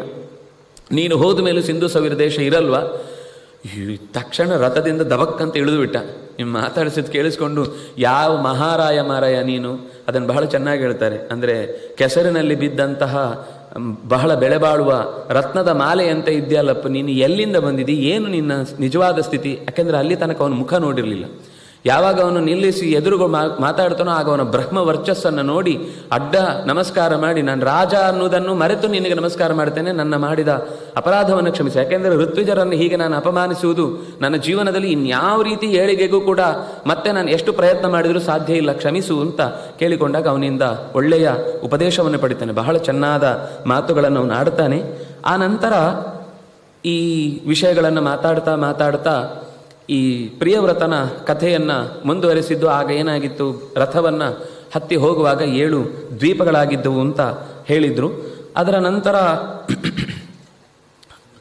ಇಡೀ ಪ್ರಪಂಚದ ಸ್ವರೂಪವನ್ನು ಇಲ್ಲಿ ವಿವರಣೆ ಮಾಡುತ್ತಾರೆ. ಈ ಗಂಗೆ ಮೇಲಿನ ಕರ್ಪರದಿಂದ ಹತ್ತಿ ಇಳಿದು ಬಂದಾಗ ಸೀತಾ, ಅಲಕನಂದ, ಚಕ್ಷು, ಭದ್ರ ಅಂತ 4 ವಿಭಾಗವಾಗಿ ಹರಿದು ಬಂದದ್ದು. ಒಂದೊಂದು ಜಾಗದಲ್ಲಿ ಅಲ್ಲಿ 9 ಜನ ಇಳಾವರ್ತ, ಆಮೇಲೆ ಭದ್ರಾಶ್ವ, ಹರಿವರ್ಷ ಅಂತ ಏನು ಹೇಳಿದ್ರು, ಆ ಎಲ್ಲ ವಿಭಾಗಗಳನ್ನು ಅಂದರೆ ಜಂಬೂ ದ್ವೀಪದಲ್ಲಿರುವಂತಹ ವಿಭಾಗಗಳನ್ನು ವರ್ಣಿಸ್ತಾ ಅಲ್ಲಿ ಶಿವ ಶೇಷಾಂತರ್ಯಾಮಿಯಾದಂತಹ ಸಂಕರ್ಷಣನನ್ನು ಆರಾಧನೆ ಮಾಡುತ್ತಾ, ಅಲ್ಲಿ ಇನ್ನೂ ಅನೇಕ ಜನ ಇದ್ದಾರೆ, ಶಿವ ಮಾತ್ರ ಅಲ್ಲಿ ಪುಮಾನ್, ಉಳಿದವರೆಲ್ಲರೂ ಸ್ತ್ರೀಯರೇ ಆ ಇಳಾವರ್ತದಲ್ಲಿ. ಅದೇ ಕಥೆಯನ್ನು ನಾವು ಸುದ್ಯುಮ್ನ ಕಥೆಯಲ್ಲಿ ನೋಡುದು. ಸುದ್ಯುಮ್ನ ಅಲ್ಲಿ ಒಳಗೋದ್ಮೇಲೆ ಹೆಣ್ಣಾಗ್ಬಿಡ್ತಾನೆ, ಅಪ್ಪ ಹುಡ್ಕೊಂಡು ಬರ್ತಾನೆ, ಬರಬೇಡಪ್ಪ ಅಂತ ತಡೀತಾನೆ, ನೀನು ಅಮ್ಮ ಆಗ್ಬಿಡ್ತೀನಿ, ನೀನು ಬರಬೇಡ ಅಂತ ಅಲ್ಲೇ ಹೊರಗೆ ತಡೆದು ಕಳಿಸ್ತಾನೆ. ಅಲ್ಲಿರುವ ಅವನ ಕುದುರೆಗಳು, ಅವನ ಸೇವಕರು ಎಲ್ಲರೂ ಹೆಣ್ಮಕ್ಳಾಗ್ಬಿಟ್ಟಿರ್ತಾರೆ. ಈ ಕಥೆಯನ್ನು ನಾವು ಕೇಳೋದು ಈ ಪ್ರದೇಶಕ್ಕೆ ಬಂದದ್ದು. ಇಲ್ಲಿ ಶಿವ ಏಕಾಕಿಯಾಗಿ ಉಳಿದ ಎಲ್ಲ ಹೆಣ್ಣು ಮಕ್ಕಳ ಜೊತೆಗೆ ಸೇರಿಕೊಂಡು ಶೇಷಾಂತರ್ಯಾಮಿ ಆದಂತಹ ಸಂಕರ್ಷಣನ್ನ ಉಪಾಸನೆ ಮಾಡ್ತಾ ಇರ್ತಾನೆ. ಅಂದರೆ ಸಮಾನ ಕಕ್ಷೆಯವರೇ ಆಗಿದ್ರೂ ಕೂಡ ಅವರಿಬ್ಬರು ಒಂದೇ ಆಸನದಲ್ಲಿ ಕೂಡುವುದಿಲ್ಲ, ಒಂದೇ ಪೀಠವನ್ನು ಹಂಚಿಕೊಳ್ಳುವುದಿಲ್ಲ. ಶರ್ವಾದಿ ವಂದ್ಯಚರಣ ಯತಪಾಂಗಲೇಶಂ ಆಶ್ರಿತ್ಯ ಅಲ್ಲಿ ಹೇಳುವಾಗ ಶರ್ವಾದಿ ವಂದ್ಯಚರಣ ಅಂತ, ಶೇಷನ ಬಗ್ಗೆ ಹೇಳುವಾಗ ಶರುವನಿಂದ ವಂದಿಸಲ್ಪಡುವ ಚರಣವುಳ್ಳವನು ಅಂತ ಶೇಷನನ್ನು ವರ್ಣಿಸುವುದು. ಹಾಗಾಗಿ ಸಮಾನ ಸ್ಕಂಧರೇ ಆಗಿದ್ರು ಕೂಡ ಅವರು ಒಟ್ಟೊಟ್ಟಿಗೆ ಕೂಡುವ ಹಾಗಿಲ್ಲ. ಯಾಕೆಂದ್ರೆ ಕಾಲದ ವ್ಯವಧಾನದಲ್ಲಿ ಅವರು ಅಧಿಕಾರದಲ್ಲಿ ದೊಡ್ಡವರು, ಅವರು ಗುರುಗಳೇ. ಈ ಸ್ಥಾನಕ್ಕೆ ಬರುವ ತನಕ ಯೋಗ್ಯತೆಯಲ್ಲಿ ಸಮಾನರೇ, ಉಪಾಸನೆಯಲ್ಲಿ ಸಮಾನರೇ, ಸುಖದಲ್ಲಿ ಸಮಾನತೆ ಇರುತ್ತೆ. ಆದರೆ ಕಾಲದ ವ್ಯತ್ಯಾಸ ಇರುವುದರಿಂದಾಗಿ ನಾಳೆ ಪ್ರಿನ್ಸಿಪಾಲ್ ಆಗೋದು ಅಂತ ಅನ್ನುವ ವ್ಯಕ್ತಿ ಆಗಿದ್ರು ಇವತ್ತು ಪ್ರಿನ್ಸಿಪಾಲಿಗೆ ಅವನು ಗೌರವ ಕೊಡಲೇಬೇಕು. ಹಾಗೆ ಸಮಾನ ಸ್ಕಂಧರೇ ಆಗಿದ್ದಾಗಲೂ ಶಿವ ಶೇಷಾಂತರ್ಯಾಮಿ ಆದಂತಹ ಸಂಕರ್ಷಣನನ್ನು ಆರಾಧಿಸ್ತಾನೆ ಅಂತ ಹೀಗೆ ಹೇಳಿ ಮುಂದೆ ಭದ್ರಾಶ್ವದಲ್ಲಿ ಭದ್ರಶ್ರವಸ್ ಅನ್ನುವಂತಹ ತನ್ನ ಗುಂಪಿನ ಜೊತೆಗೆ ಹಯವದನನ ರೂಪವನ್ನು, ಹಯಶೀರ್ಷನ ರೂಪವನ್ನು ಉಪಾಸನೆ ಮಾಡ್ತಾನೆ.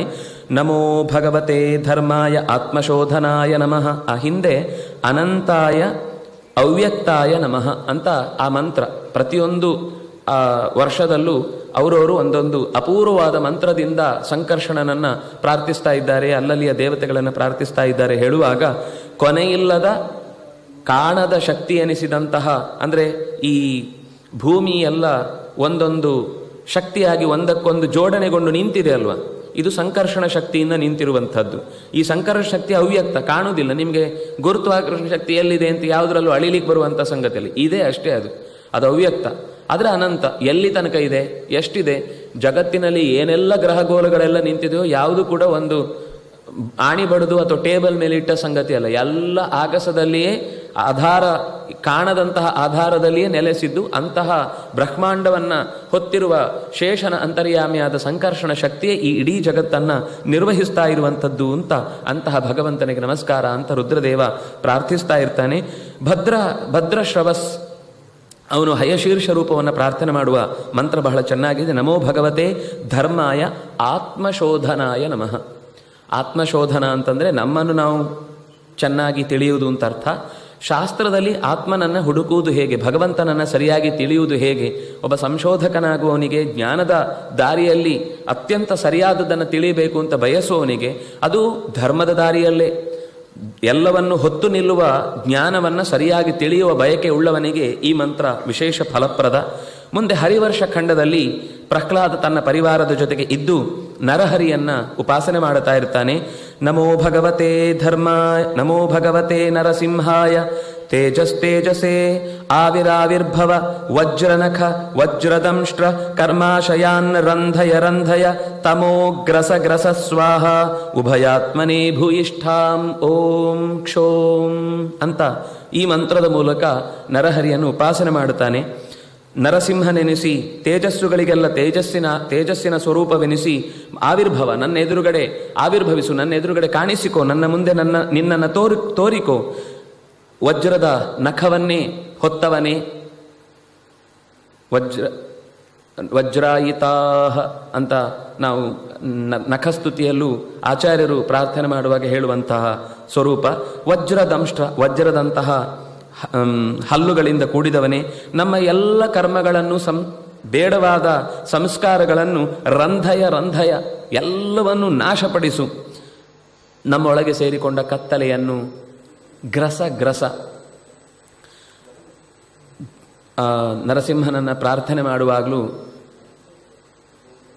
ನರಸಿಂಹೋಖಿಲಾಜ್ಞಾನ ಮತಧ್ವಾಂತ ದಿವಾಕರ, ಅಖಿಲ ಧ್ವಾಂತ, ಕತ್ತಲೆ ಎನ್ನುವಂತಹದ್ದನ್ನು ದಿವಾಕರನಾಗಿ ಬೆಳಕಾಗಿ ಚೆಲ್ಲುವವನು, ಕಳೆಯುವವನು ಅಂತ ಹೇಳುವಾಗ ಈ ಪ್ರಾರ್ಥನೆ ತಮೋ ಗ್ರಸ ಗ್ರಸ, ನಮ್ಮ ಒಳಗೆ ಇರುವ ಕತ್ತಲೆಯನ್ನು ಹೃತ್ತಮಸ್ಸನ್ನು ನಾಶಗೊಳಿಸು.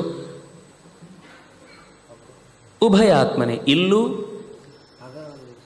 ಈಗ ನಾವು ಇರುವ, ಯಾಕಂದರೆ ಇಲ್ಲೂ ಕೂಡ ನಾವು ನೆಮ್ಮದಿಯಾಗಿ ನಮ್ಮ ಕರ್ತವ್ಯ ಮಾಡಬೇಕು ಅಂದರೆ ದುಷ್ಟರಿಂದ ಅಪಾಯವನ್ನು ಬರುವುದನ್ನು ಎದುರಿಸಬೇಕಾಗತ್ತೆ. ಇಲ್ಲೂ ನಿನ್ನ ಸಹಾಯ ಬೇಕು, ಇಲ್ಲಿಗಿಂತ ಆಚೆಗೆ ಹೋಗ್ಲಿಕ್ಕೂ ನಿನ್ನ ಸಹಾಯ ನಿರಂತರ ಬೇಕು ಅನ್ನೋದನ್ನು ಪ್ರಾರ್ಥನೆ ಮಾಡುತ್ತಾ ಭೂಯಿಷ್ಠ ಅಂತೆ ನಮ್ಮ ಹೋಗ್ತಿ, ನಿನಗೆ ನಾವು ಕೊಡಬಹುದಾದದ್ದು ಪ್ರತಿಯಾಗಿ ಕೇವಲ ಕೈ ಮುಗಿದು ನಮಸ್ಕಾರ ಅಷ್ಟೇ. ಕ್ಷೋಮ್ ಅಂತ ಅದು ನರಸಿಂಹನ ಬೀಜ ಮಂತ್ರ. ಕ್ಷ ಅನ್ನೋದು ನೃಸಿಂಹ ಕ್ಷಸ್ಯ ದೇವತಾ ಅಂತ ಆಚಾರ್ಯರು ಕೂಡ ಹೇಳುವಂಥದ್ದು. ಕೇತುಮಾಲದಲ್ಲಿ ರತಿಯ ಜೊತೆಗೆ ಕೂಡಿದ ಕಾಮದೇವ ಪ್ರದ್ಯುಮ್ನ ರೂಪವನ್ನು ಉಪಾಸನೆ ಮಾಡುವಂಥದ್ದು. ಅಲ್ಲಿ ಅವನಿಗೆ ಸಹಾಯಕರಾಗಿ 36,000 ದೇವತೆಗಳು, ದೇವತಾ ಸ್ತ್ರೀಯರು 36,000 ಜನ ಸೇರಿಕೊಂಡು ಉಪಾಸನೆ ಮಾಡುತ್ತಾ ಇರ್ತಾರೆ. ಓಂ ಹ್ರಾಂ ಹ್ರೀಂ ಹ್ರೂಂ ಓಂ ನಮೋ ಭಗವತೆ ಹೃಷಿಕೇಶಾಯ ಸರ್ವ ವಿಶೇಷೈ ವಿಲಕ್ಷಿತಾತ್ಮನೆ ಆಕೂತೀನಾಂ ಚಿತ್ತಾನಾಂ ಚೇತಸಾಂ ವಿಶೇಷಾಣಾಂ ಚ ಅಧಿಪತಯೇ ಷೋಡಶಕಲಾಯ ಛಂದೋಮಯಾಯ ಅನ್ನಮಯಾಯ ಅಮೃತಮಯಾಯ ಧರ್ಮಮಯಾಯ ಸರ್ವಮಯಾಯ ಸಹಸೆ ಓಜಸೆ ಬಲಾಯ ಕಾಂತಾಯ ಕಾಮಾಯ ನಮಸ್ತೆ ಉಭಯತ್ರ ಭೂಯಾತ್ ಅಂತ ಬಹಳ ದೀರ್ಘವಾದ ಮಂತ್ರವನ್ನು ಇಲ್ಲಿ ಹೇಳ್ತಾರೆ. ಎಲ್ಲವನ್ನು ತನ್ನೆಡೆಗೆ ಸೆಳೆಯುವ ಹ್ರ ಅನ್ನುವ ಶಬ್ದ ನಮ್ಮ ಒಳಗೆ ಇರುವ ಎಲ್ಲ ದುಃಖಗಳನ್ನು ಪಾಪಗಳನ್ನು, ಹರಿ ಶಬ್ದದ ಅರ್ಥ ಅದು. ಹರಿ ಅನ್ನುವುದೇ ಅದರ ಗುಣಮಟ್ಟ ಜಾಸ್ತಿ ಆದಾಗ ಆಧಿಕ್ಯ ಅಧಿಕಂ, ಜಾಸ್ತಿ ಹೇಳಿದರೆ ಹರಿ ಅಂದರೆ ಸ್ವಲ್ಪ ದೀರ್ಘ ಹೇಳಬೇಕು, ಅದು ಹ್ರಿ ಇನ್ನೂ ಬೇಗ ಆಗುತ್ತೆ ಅಂತ. ಅಲ್ಲಿ ಮಧ್ಯದಲ್ಲಿ ಒಂದು ಅಕ್ಷರ ಕಮ್ಮಿ ಮಾಡುವುದರ ಮೂಲಕ ಅವನು ಪಾಪವನ್ನು ಪರಿಹರಿಸಿದ್ರೆ ಅವನಿಗೆ ವೇಗ ಜಾಸ್ತಿ. ಅದನ್ನು ಹ್ರೂಮ್ ಅಂತ ಹೇಳುವ ಮೂಲಕ ತೃತೀಯ ಅತಿಶಯ, ಅದು ಇನ್ನೂ ವೇಗವಾಗಿ ಮಾಡುತ್ತಾನೆ ಅಂತ. ಮತ್ತು ಜಾಸ್ತಿ ಹ್ರೌಮ್ ಅಂತ, ಹೀಗೆ ಹ್ರೌಮ್ ಅಂತ ಈ ಎಲ್ಲ ಅಕ್ಷರಗಳು ಕೂಡ ಆ ಪಾಪವನ್ನು ಪರಿಹರಿಸುವ. ಯಾಕೆಂದರೆ ಬಯಕೆಗಳು ಸುಲಭದಲ್ಲಿ ನಮ್ಮನ್ನು ದಾರಿ ನಡಿಲಿಕ್ಕೆ ಬಿಡುವುದಿಲ್ಲ. ಎಲ್ಲಿ ಅಡ್ಡ ದಾರಿಗಳು ಜಾಸ್ತಿ, ಮುಖ್ಯ ದಾರಿ ಒಂದೇ ಇರುವುದು. ಅಡ್ಡ ರಸ್ತೆಗಳು 30ನೇ ಅಡ್ಡ ರಸ್ತೆ, 50ನೇ ಅಡ್ಡ ರಸ್ತೆ, 100ನೇ ಅಡ್ಡ ರಸ್ತೆ, ಅಡ್ಡ ರಸ್ತೆಗಳು ತುಂಬ ಇರ್ತವೆ. ಮುಖ್ಯ ರಸ್ತೆ ನಮಗೆ ಸಿಗುವುದು ಕಷ್ಟ. ಆ ಎಲ್ಲ ಅಡ್ಡ ರಸ್ತೆಗಳಲ್ಲೂ ತಡೆಯುವಂತಹ ಶಕ್ತಿಯನ್ನು ಪ್ರಾರ್ಥನೆ ಮಾಡಲಿಕ್ಕೋಸ್ಕರ ಸ್ವಲ್ಪ ದೀರ್ಘವಾದ ಮಂತ್ರವನ್ನು ಪ್ರಾರ್ಥನೆ ಮಾಡ್ತಾರೆ. ನಮ್ಮ ಎಲ್ಲ ಇಂದ್ರಿಯಗಳಲ್ಲಿ ನಿಂತವ ಎಲ್ಲ ವಿಶಿಷ್ಟವಾದಂತಹ ಗುಣಗಳಿಂದಲೇ ಗುರುತಿಸಲ್ಪಡುವ ವಿಭೂತಿ ರೂಪಗಳಿಂದ ಕಾಣಿಸಿಕೊಳ್ಳುವ, ಎಲ್ಲಿ ಜಾರಿ ಹೋಗುವ ಚಿತ್ತಗಳಿವೆಯೋ ಆ ಎಲ್ಲ ಚೇತನಗಳಿಗೂ ಕೂಡ ವಿಶಿಷ್ಟವಾದ ಬಲವನ್ನು ತುಂಬಿ ತನ್ನೆಡೆಗೆ ಸೆಳೆಯಬಲ್ಲ, ಅಧಿಪತಿಯಾಗಿ ನೆಲೆಸಿದ, 15 ಬೇಲಿಗಳಲ್ಲಿ ಸಿಕ್ಕಿ ಹಾಕಿಕೊಂಡಿರುವ ಜೀವನನ್ನೇ ತನ್ನ ವಶದಲ್ಲಿ ಇಟ್ಟುಕೊಂಡು ರಕ್ಷಿಸುವಂತಹ, ಮಂತ್ರಗಳಿಂದ ಮುಚ್ಚಲ್ಪಟ್ಟ, ಅನ್ನಗಳಿಂದ ತುಂಬಿ ಪೋಷಿಸುವ, ಅಮೃತವನ್ನು ಕೊಟ್ಟು ಬದುಕಿಸುವ, ಎಲ್ಲವೂ ಆಗಿ ಬೆಳೆಸುವ, ಸಹನ ಶಕ್ತಿಯಾಗಿ, ಎದುರಿಸುವ ಶಕ್ತಿಯಾಗಿ, ತಡೆದುಕೊಳ್ಳುವ ಶಕ್ತಿಯಾಗಿ, ಆಕರ್ಷಣ ಶಕ್ತಿಯಾಗಿ, ಬಯಸಿದ್ದನ್ನೆಲ್ಲ ಕೊಡುವ ಶಕ್ತಿಯಾಗಿರುವಂತಹ ನಿನಗೆ ನಮಸ್ತೆ. ಇಲ್ಲೂ ಅಲ್ಲೂ ಎರಡೂ ಕಡೆಗಳಲ್ಲಿ ನಿನ್ನ ಅಪೇಕ್ಷೆ ನಮಗಿದೆ ಅಂತ ಹೀಗೆ ಪ್ರಾರ್ಥಿಸಿ ಮುಂದೆ ರಮ್ಯಕ ಪರ್ವತದಲ್ಲಿ, ರಮ್ಯಕ ವರ್ಷದಲ್ಲಿ ವೈವಸ್ವತಮನು ಮತ್ಸ್ಯ ರೂಪವನ್ನು ಚಿಂತನೆ ಮಾಡ್ತಾನೆ. ನಮೋ ಭಗವತೆ ಮುಖ್ಯತಮಾಯ ನಮಃ ಸರ್ವಾಯ ಪ್ರಾಣಾಯ ಓಜಸೆ ಬಲಾಯ ಸಹಸೆ ಮಹಾಮತ್ಸ್ಯಾಯ ನಮಃ ಅಂತ ಪ್ರಾರ್ಥಿಸ್ತಾನೆ. ಅಲ್ಲಿ ಷಡ್ಗುಣೈಶ್ವರ್ಯ ಸಂಪನ್ನನಾದಂತಹ, ಎಲ್ಲರಿಗಿಂತ ಮುಖ್ಯವೆನಿಸಿ, ಮೊದಲ ಅವತಾರ ರೂಪವೆನಿಸಿ, ಯಾಕೆಂದರೆ ಎಲ್ಲದಕ್ಕೂ ಮುಖ್ಯ ನೀರೇ. ಬೆಳಗ್ಗೆ ಆರಂಭ ಆಗುವುದೇ ನೀರಿನಿಂದ. ನೀರು ಬರಲಿಲ್ಲ ಅಂದರೆ ಬಾವಿದ್ದವರಿಗೆ ಸಮಸ್ಯೆ ಇಲ್ಲ, ಪೇಟೆಯಲ್ಲಿದ್ದವರಿಗೆ ಸಮಸ್ಯೆ. ಅವತ್ತು ನೀರು ಬರಲಿಲ್ಲ ಅಂದರೆ ಇಡೀ ಕೆಲಸಗಳು ಎಲ್ಲ ಅಸ್ತವ್ಯಸ್ತ, ಸಮಸ್ತಂ ಎಲ್ಲವೂ. ಯಾಕೆಂದರೆ ಹಲ್ಲುಜ್ಜುವುದರಿಂದ ಹಿಡಿದು ಮುಖ ತೊಳೆದ್ರಿಂದ ಹಿಡಿದು ಶೌಚಕ್ಕೆ ಹೋಗೋದ್ರಿಂದ ಎಲ್ಲವೂ ನಿಂತು ಹೋಗ್ಬಿಡುತ್ತೆ. ಮತ್ಸ್ಯ ನೀರಿನಲ್ಲಿದ್ದು ಮಾಡುವ ಕೆಲಸ ಏನಂದ್ರೆ ಮದಂಸ್ಯತಿ, ನಮ್ಮಲ್ಲಿರುವ ಮದವನ್ನು, ಕೊಳೆಯನ್ನು ತೆಗೆಯುವಂಥದ್ದು. ಹಾಗಾಗಿ ಎದ್ದ ತಕ್ಷಣ ನಾವು ನೀರಿನ ಸ್ಪರ್ಶ ಮಾಡುವಾಗ ಮತ್ಸ್ಯನನ್ನು ಚಿಂತನೆ ಮಾಡಿಕೊಂಡು ನಮ್ಮ ಕರ್ತವ್ಯವನ್ನು ಆರಂಭಿಸಬೇಕು ಅಂತ ಹೇಳುವುದಾದ್ರಿಂದ ಮುಖ್ಯತಮ ನಮ್ಮ ಬದುಕಿನ ಶುದ್ಧತೆಗೆ ಬೇಕಾದ ಪ್ರಧಾನವಾದ ವಸ್ತು ನೀರಾಗಿ ಮತ್ಸ್ಯನ ರೂಪದಿಂದ ನಮ್ಮನ್ನು ತಿದ್ದುವವನು. ಹಾಗಾಗಿ ಸತ್ವವನ್ನು ತುಂಬುವವನು, ಯಾಕೆಂದರೆ ಅದೇ ಬಲ ತುಂಬುವುದು ನೀರೇ. ಪ್ರಾಣಶಕ್ತಿಯನ್ನು ತುಂಬಿಸುವುದು ನೀರೇ. ಯಾಕೆಂದರೆ ಬೇರೆ ಎಲ್ಲದಕ್ಕಿಂತ ಹೆಚ್ಚು ಎನರ್ಜಿಯನ್ನು ತನ್ನಲ್ಲಿ ಹಿಡಿದುಕೊಳ್ಳುವ ಶಕ್ತಿ ಇರುವಂಥದ್ದು ನೀರಿಗೆ. ಅದರಿಂದಾಗಿ ನೀವು ಸಾಮಾನ್ಯ ಋಷಿಗಳು ತಪಸ್ಸು ಅಂತಂದಾಗ ಆಚಮನೆ ಮಾಡಿ ಕೈಯಲ್ಲಿ ನೀರು ತಗೊಂಡೇ ಎಸಿಬೇಕು ಅಂತಿಲ್ಲ. ಮಾತು ಸಾಕಾಗತ್ತೆ, ಅವ್ರಿಗೆ ಬಲ ಇದೆ. ಆದರೆ ನೀರಿನಲ್ಲಿ ಸಂಕ್ರಾಂತ ಆಗುವುದು ಬೇಗ. ಅದಕ್ಕೋಸ್ಕರ ಅಭಿಮಂತ್ರಣ ಮಾಡಿದ ನೀರಿನಿಂದ ತೊಂದರೆ ಆದಾಗ ಧನ್ವಂತರಿ ಜಪಿಸಿ 100 ಮಂತ್ರಗಳನ್ನು ಹೇಳಿ ಅವನು ಅದನ್ನು ಹೇಳಿಸಿ ಪಾನ ಮಾಡಿದ ಅಂತಂದರೆ ಅವನಿಗೆ ಆ ರೋಗ ಪರಿಹಾರ ಆಗುತ್ತೆ ಅನ್ನೋ ನಂಬಿಕೆ ಇದ್ದರೆ ಖಂಡಿತ ಅದು ಪರಿಹಾರ ಆಗುತ್ತೆ. ಯಾಕಂದರೆ ನೀರು ಬಹಳ ಒಳ್ಳೆಯ ಮೆಮೊರಿ ಶೆಲ್ಲಿರುವಂತಹ ಅಪೂರ್ವವಾದಂತಹ ಪಂಚಭೂತಗಳಲ್ಲಿ ದೇವರು ಕೊಟ್ಟಂಥ ಉಪಯುಕ್ತವಾದಂತಹ ಒಂದು ಭೂತ ಅಥವಾ ವಸ್ತು. ಅದನ್ನು ಕೊಡುವವನು ಮತ್ಸ್ಯನಾಗಿದ್ದಾನೆ. ಅದರಿಂದಾಗಿ ಅವನಿಗೆ ನಮಸ್ಕಾರ ಹೇಳುತ್ತಾರೆ. ಆನಂತರ ಹಿರಣ್ಮಯ ವರ್ಷದಲ್ಲಿ ಅರ್ಯಮ ಅನ್ನುವಂತಹ ಪಿತೃದೇವತಾಧಿಪತಿ ಕೂರ್ಮ ಅನ್ನುವ ಭಗವಂತನ ರೂಪವನ್ನು ನಮೋ ಭಗವತೆ ಅಕೂಪಾರಾಯ ಸರ್ವಸತ್ವ ಗುಣ ನಿಷೇವಣಾಯ ನೋಪಲಕ್ಷಿತ ಸ್ಥಾನಾಯ ನಮೋ ವರ್ಷಮಣೆ ನಮಃ ಪ್ರಮಾಣಾಯ ನಮೋ ಭೂಮ್ನೆ ನಮೋ ಅವಸ್ಥಾನಾಯ ನಮಸ್ತೆ ಅಂತ ಹೀಗೆ ಪ್ರಾರ್ಥಿಸ್ತಾನೆ. ಮುಂದೆ ಅಲ್ಲಿಯ ಅರ್ಯಮ ಪ್ರಾರ್ಥಿಸ್ತಾನೆ. ಉತ್ತರ ಕುರುವಿನಲ್ಲಿ ಭೂದೇವಿ ವರಾಹನನ್ನು ಪ್ರಾರ್ಥಿಸ್ತಾಳೆ.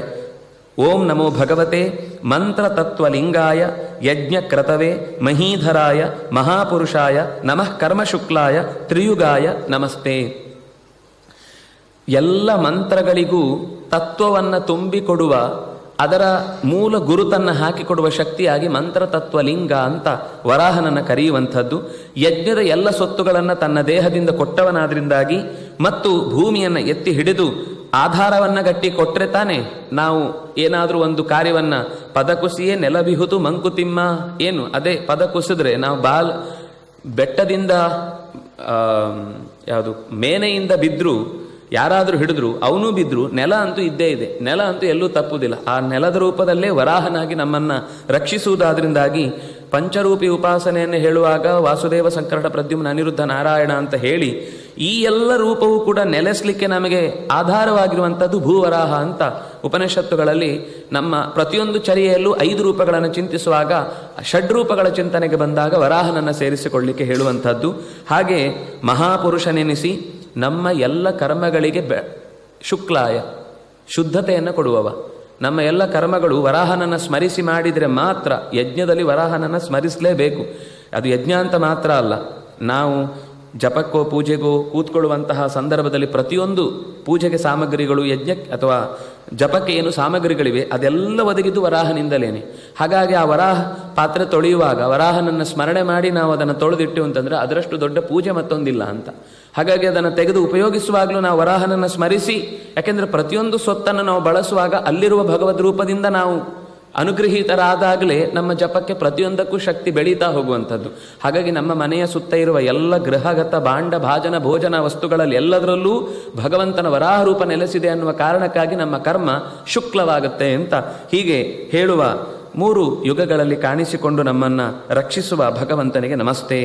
ಮುಂದೆ ಕಿಂಪುರುಷ ಖಂಡದಲ್ಲಿ ಹನುಮಂತ ರಾಮಚಂದ್ರನನ್ನು ನಿರಂತರ ನೆನಪಿಸಿಕೊಳ್ಳುತ್ತಾ ಹಾಡುತ್ತಾ ಕುಣಿತಾ ತನ್ನ ಜೊತೆಗಿರುವ ಋಷಿಗಳಿಗೆಲ್ಲ ಶಾಸ್ತ್ರದ ಪಾಠವನ್ನು ಮಾಡುತ್ತಾ ಈ ಮಂತ್ರದಿಂದ ಉಪಾಸನೆ ಮಾಡುತ್ತಾನೆ. ನಮೋ ಭಗವತೆ ಉತ್ತಮ ಶ್ಲೋಕಾಯ ನಮ ಆರ್ಯಲಕ್ಷಣ ಶೀಲವ್ರತಾಯ ನಮಃ ಉಪಾಶ್ರಿತಾತ್ಮನೆ ಉಪಾಸಿತ ಲೋಕಾಯ ನಮಃ ಸಾಧುವಾದ ನಿಕರ್ಷಣಾಯ ನಮೋ ಬ್ರಹ್ಮಣ್ಯ ದೇವಾಯ ಮಹಾಪುರುಷಾಯ ಮಹಾರಾಜಾಯ ನಮಃ.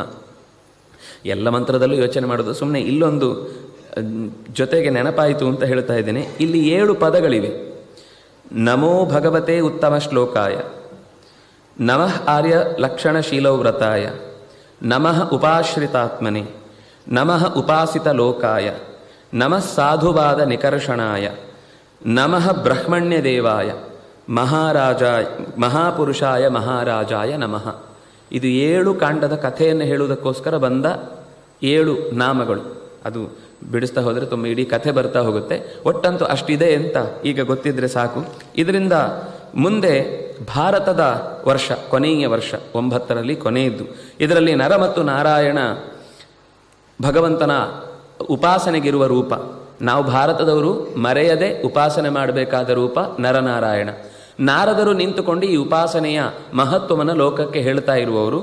ಅವರು ಓಂ ನಮೋ ಭಗವತೆ ಉಪಶಮಶೀಲಾಯ ಉಪರತ ಅನಾತ್ಮ್ಯಾಯ ಅಕಿಂಚನ ವಿತ್ತಾಯ ಋಷಿ ಋಷಭಾಯ ನರನಾರಾಯಣಾಯ ಪರಮಹಂಸಾಯ ಪರಮಗುರವೇ ಆತ್ಮಾರಾಮಾಯ ಅಧಿಪತಯೇ ನಮೋ ನಮಃ. ನಮ್ಮ ಭಾರತದ ಕ್ಷೇಮವನ್ನು ನಾವು ಬಯಸುವವರು ಹೌದಾದರೆ, ನಮ್ಮ ದೇಶಕ್ಕೆ ಅಥವಾ ನಮ್ಮ ಸುತ್ತಲಿನ ಎಲ್ಲ ಕರ್ಮಾಂಗಗಳಿಗೆ ಗಟ್ಟಿತನ ತುಂಬಬೇಕು ಅಂತಂದರೆ, ಯಾಕೆಂದರೆ ಆ ಪ್ರದೇಶದಲ್ಲಿದ್ದು ಯಾರು ಇದು ಯಾಕೆ ಹೇಳ್ತಾ ಇದ್ದಾರೆ ಅಂತ ನಮಗೆ ಗೊತ್ತಾಗಲಿಲ್ಲ.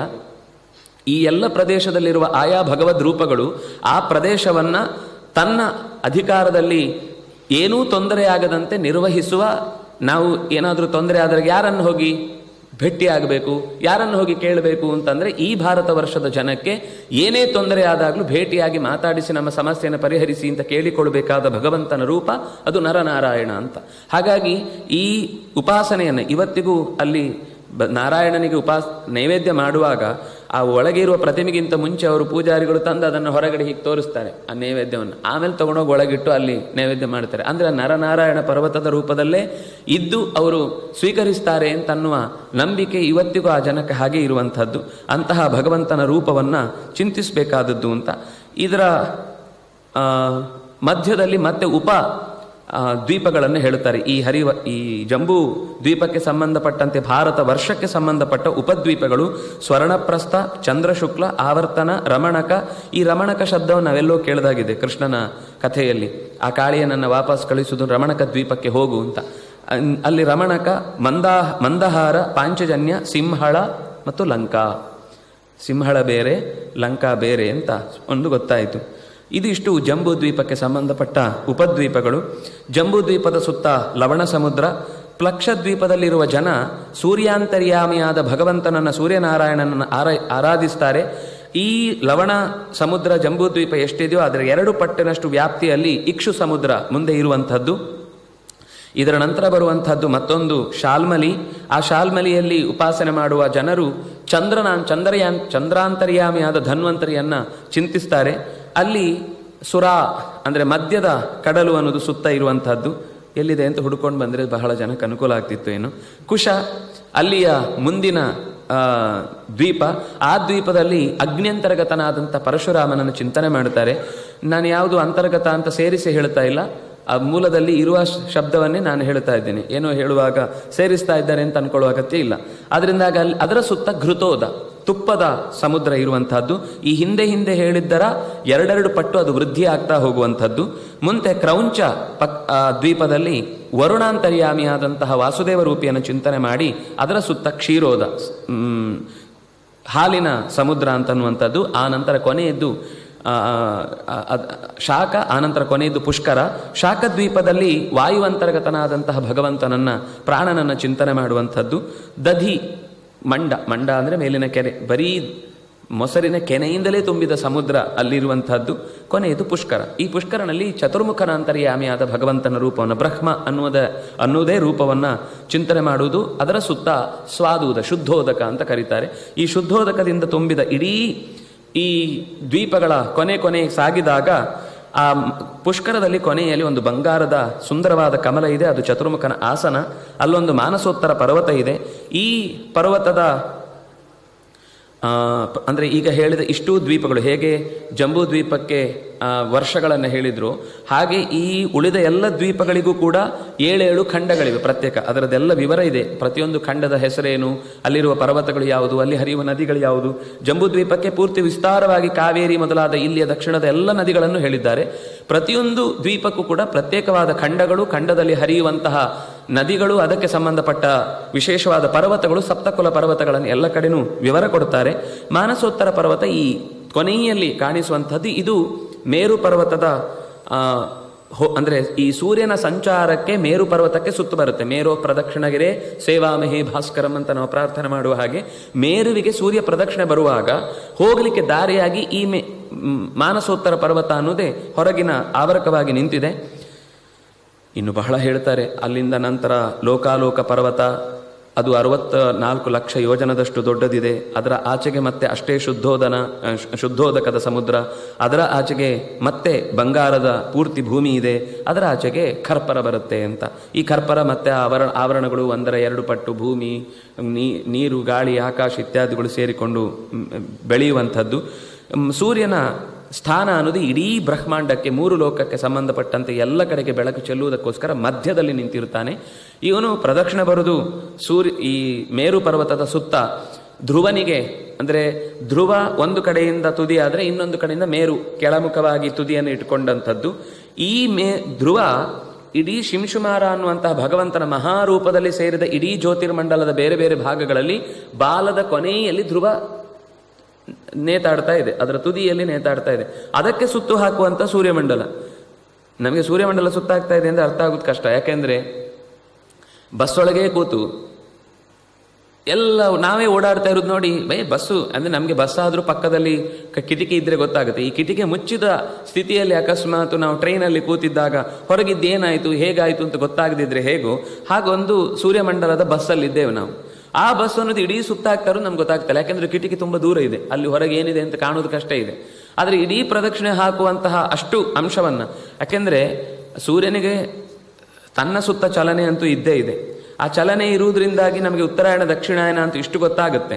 ಆದರೆ ಇದು ನಮ್ಮ ಕಾಲಮಾನ ತುಂಬ ಚಿಕ್ಕದಾದ್ರಿಂದ ನಮಗೆ ಅದನ್ನು ಗ್ರಹಿಸುವಷ್ಟು ದೀರ್ಘಕಾಲದ ಪರಿಚಯ ಇಲ್ಲ. ಅದರಿಂದಾಗಿ ಋಷಿಗಳಿಗೆ ಅದು ಚೆನ್ನಾಗಿ ಪರಿಚಿತವಾದ ಸಂಗತಿ ಆದ್ದರಿಂದಾಗಿ ಅದರ ಚಲನೆಗಳ ಬಗ್ಗೆ ಬಹಳ ವಿಸ್ತಾರವಾದ ನಿರೂಪಣೆಯನ್ನು ಮಾಡ್ತಾರೆ. ಅದು ಚಂದ್ರಮಂಡಲ ಎಲ್ಲಿದೆ, ನಕ್ಷತ್ರಗಳು ಎಲ್ಲೆಲ್ಲಿದೆ, ರಾಶಿಗಳ ಸ್ಥಾನ ಯಾವುದು, ನಕ್ಷತ್ರಗಳ ಸ್ಥಾನಮಾನ ಯಾವುದು, ಅದು ಎಷ್ಟೆಷ್ಟು ದೂರ ಒಂದೊಂದಕ್ಕೆ ಅಂತರ ಇದೆ, ಇದೆಲ್ಲವನ್ನು ವಿವರ ಕೊಟ್ಟು ಕೊನೆಗೆ ಶಿಂಶುಮಾರನನ್ನು 3 ಕಾಲದಲ್ಲೂ ಸ್ಮರಣೆ ಮಾಡಿದರೆ ನಮಗೆ ಈ ಯಾವುದೇ ಥರದ ಗೊಂದಲಗಳಿದ್ರೂ ಎಲ್ಲವೂ ಪರಿಹಾರ ಆಗುತ್ತೆ. ತುಂಬ ಮಹತ್ವದ ಸಂಗತಿಗಳನ್ನೆಲ್ಲ ಹೇಳ್ತಾರೆ. ಶಿಂಶುಮಾರನನ್ನು ಸ್ಮರಣೆ ಮಾಡಬೇಕಾದದ್ದು ಅಷ್ಟು ಅಗತ್ಯ ಅಂತ ಹೇಳಲಿಕ್ಕೆ ಈ ಇಡೀ ಜಗತ್ತಿನ ಇಷ್ಟು ಹೇಳಿದ್ದರ ಉದ್ದೇಶ ಪಾತಾಳಮೇತ ಸಿಹಿ ಪಾದಮೂಲಂ ಅಂತ 2ನೇ ಅಧ್ಯಾಯದಲ್ಲಿ ಏನು ಹೇಳಿದ್ರು, ಆ ಮಹಾರೂಪವನ್ನು ಚಿಂತಿಸಲಿಕ್ಕೆ ನಮಗೆ ಯಾವಾಗ ಸ್ವಲ್ಪ ಆದರೂ ಮನಸ್ಸು ರೆಡಿಯಾಗುತ್ತೋ ಆಗ ನಿಮಗೆ ಬಿಂಬವನ್ನು ಚಿಂತಿಸಲಿಕ್ಕೆ ಶಕ್ತಿ ಪೂರ್ತಿ ಬರುತ್ತೆ ಅಂತ ಲೆಕ್ಕ. ಯಾಕೆಂದರೆ ಅಷ್ಟನ್ನು ಇದರೊಳಗಿದೆ ಅಂತ ಚಿಂತಿಸಬೇಕು. ಅದಕ್ಕೋಸ್ಕರ ಇದನ್ನು ವಿವರ ಕೊಟ್ಟದ್ದು. ಯಾಕೆಂದರೆ ಪಿಂಡಾಂಡ ಅನ್ನೋದು ಬ್ರಹ್ಮಾಂಡದ ರೆಪ್ಲಿಕಾ. ಅದನ್ನು ಅರ್ಥ ಮಾಡಿಕೊಂಡಾಗ ಇದರ ಒಳಗೆ ಅದನ್ನು ಕಾಣುವ ಶಕ್ತಿ ಬರುತ್ತೆ. ಅದಕ್ಕೋಸ್ಕರ ಧ್ಯಾನದ ಆ ಎಲ್ಲ ಅಂಶಗಳನ್ನು ನಾವು ಹೆಚ್ಚು ಸಿದ್ಧಿ ಮಾಡಿಕೊಳ್ಬೇಕು ಅಂದರೆ ಶಿಂಶುಮಾರನ ಸ್ಮರಣೆ ಮಾಡಿಕೊಂಡ್ರೆ ನಮಗೆ ಧ್ಯಾನ ಶಕ್ತಿ ಹೆಚ್ಚುತ್ತೆ. ಅದು 3 ಕಾಲದಲ್ಲಿ ಸ್ಮರಣೆ ಮಾಡಿದಷ್ಟು ಒಳ್ಳೆಯದು. ಇನ್ನೂ ಅನೇಕ ಫಲಗಳನ್ನು ಹೇಳ್ತಾರೆ. ಒಟ್ಟಂತೂ ಜ್ಯೋತಿರ್ಮಂಡಲದ ಪರಿಣಾಮ ನಮ್ಮ ದೇಹದ ಮೇಲೆ ಏನೇನಾಗುತ್ತೆ, ಭೂಮಿಯ ಮೇಲೆ ಆ ಎಲ್ಲ ಪರಿಣಾಮಗಳಿಂದ ಏನಾದರೂ ಕೆಡುಕಾಗಿ ನಮ್ಮ ಸಾಧನೆಗೆ ತೊಡಕಾಗುವುದಿದ್ರೆ ಅದನ್ನು ಪರಿಹರಿಸಲಿಕ್ಕೆ ಶಿಂಶುಮಾರನ ಸ್ಮರಣೆ ಅತ್ಯಂತ ಅಗತ್ಯ ಅಂತ ಹೇಳಿ ಇನ್ನು 28 ಬಗೆಯ ನರಕಗಳನ್ನು ಹೇಳ್ತಾರೆ. ಅಲ್ಲಿ ಪಶು ಪಕ್ಷಿಗಳನ್ನು ಜೀವಂತ ಬೇಯಿಸಿದರೆ ಅವನನ್ನು ಕೂಡ ಕುಂಭೀಪಾಕದಲ್ಲಿ ಸುಡ್ತಾರೆ. ಇನ್ನೊಬ್ಬರ ಹೆಣ್ಣು ಹೊನ್ನು ಮಣ್ಣುಗಳನ್ನು ಅಪಹರಿಸಿದರೆ ತಾಮಿಸ್ರ, ಕೊಂದು ಅಪಹರಿಸಿದರೆ ಅಂಧಂತಾಮಿಸ್ರ, ಪಂಚಯಜ್ಞಗಳನ್ನು ಮಾಡಿದರೆ ಉಂಡರೆ ಕ್ರಿಮಿ ಭೋಜನ. ಹೀಗೆ ಒಂದಿಷ್ಟು ಕಥೆಗಳನ್ನು ಹೇಳ್ತಾರೆ. ಅಂದರೆ ದೋಷಗಳ ಪಟ್ಟಿಯನ್ನು ಇಡ್ತಾರೆ. ಅದರ ಉದ್ದೇಶ ನಾವು ಸಾಧ್ಯವಾದಷ್ಟು ಭಗವಂತನ ಮರೆವಿಗೆ ಇಳಿಯದೆ ಅವನನ್ನು ನೆನಪಿಸಿಕೊಳ್ಳಬೇಕು ಅನ್ನೋದಕ್ಕೋಸ್ಕರ ಈ ಎಚ್ಚರವನ್ನು ಕೊಡುವಂತಹ ಮಾತು. ಅದರಿಂದಾಗಿ ಅಂತಹ ಎಚ್ಚರವನ್ನು ಭಗವಂತ ನಮಗೆ ನಿರಂತರ ಭಾಗವತ ಪ್ರತಿಪಾದ್ಯನಾದಂತಹ ಕಾಳಿಯ ಮರ್ದನ ಕೃಷ್ಣ ಅನುಗ್ರಹಿಸಲಿ ಅಂತ ಪ್ರಾರ್ಥಿಸ್ತಾ ಕೃಷ್ಣಾರ್ಪಣಮಸ್ತು.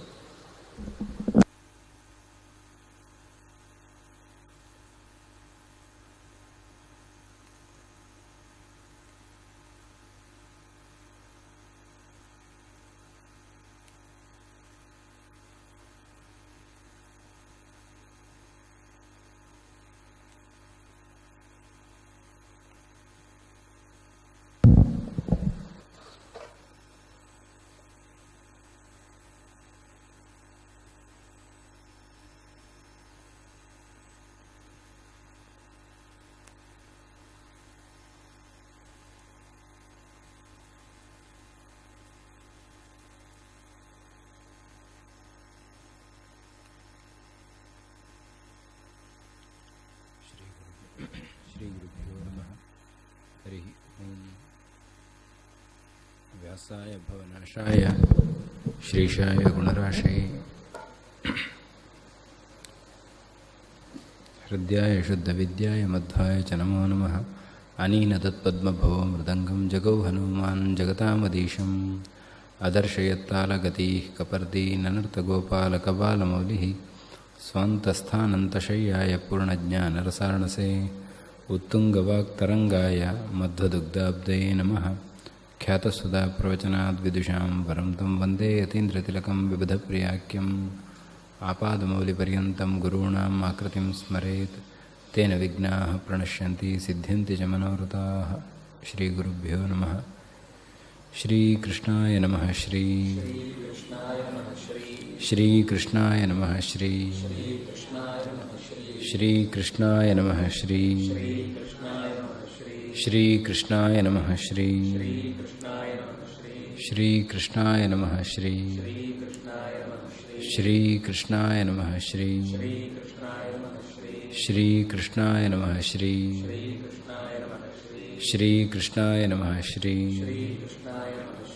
ಶ್ರೀಕೃಷ್ಣಾಯ ನಮಃ. ಶ್ರೀಕೃಷ್ಣಾಯ ನಮಃ. ಶ್ರೀಕೃಷ್ಣಾರ್ಪಣಂ ಅಸ್ತು. ಹರೇ ರಾಮ ರಾಮ ರಾಮ ಹರೇ ಹರೇ. ಹರೇ ಕೃಷ್ಣ ಕೃಷ್ಣ ಕೃಷ್ಣ ಹರೇ ಹರೇ.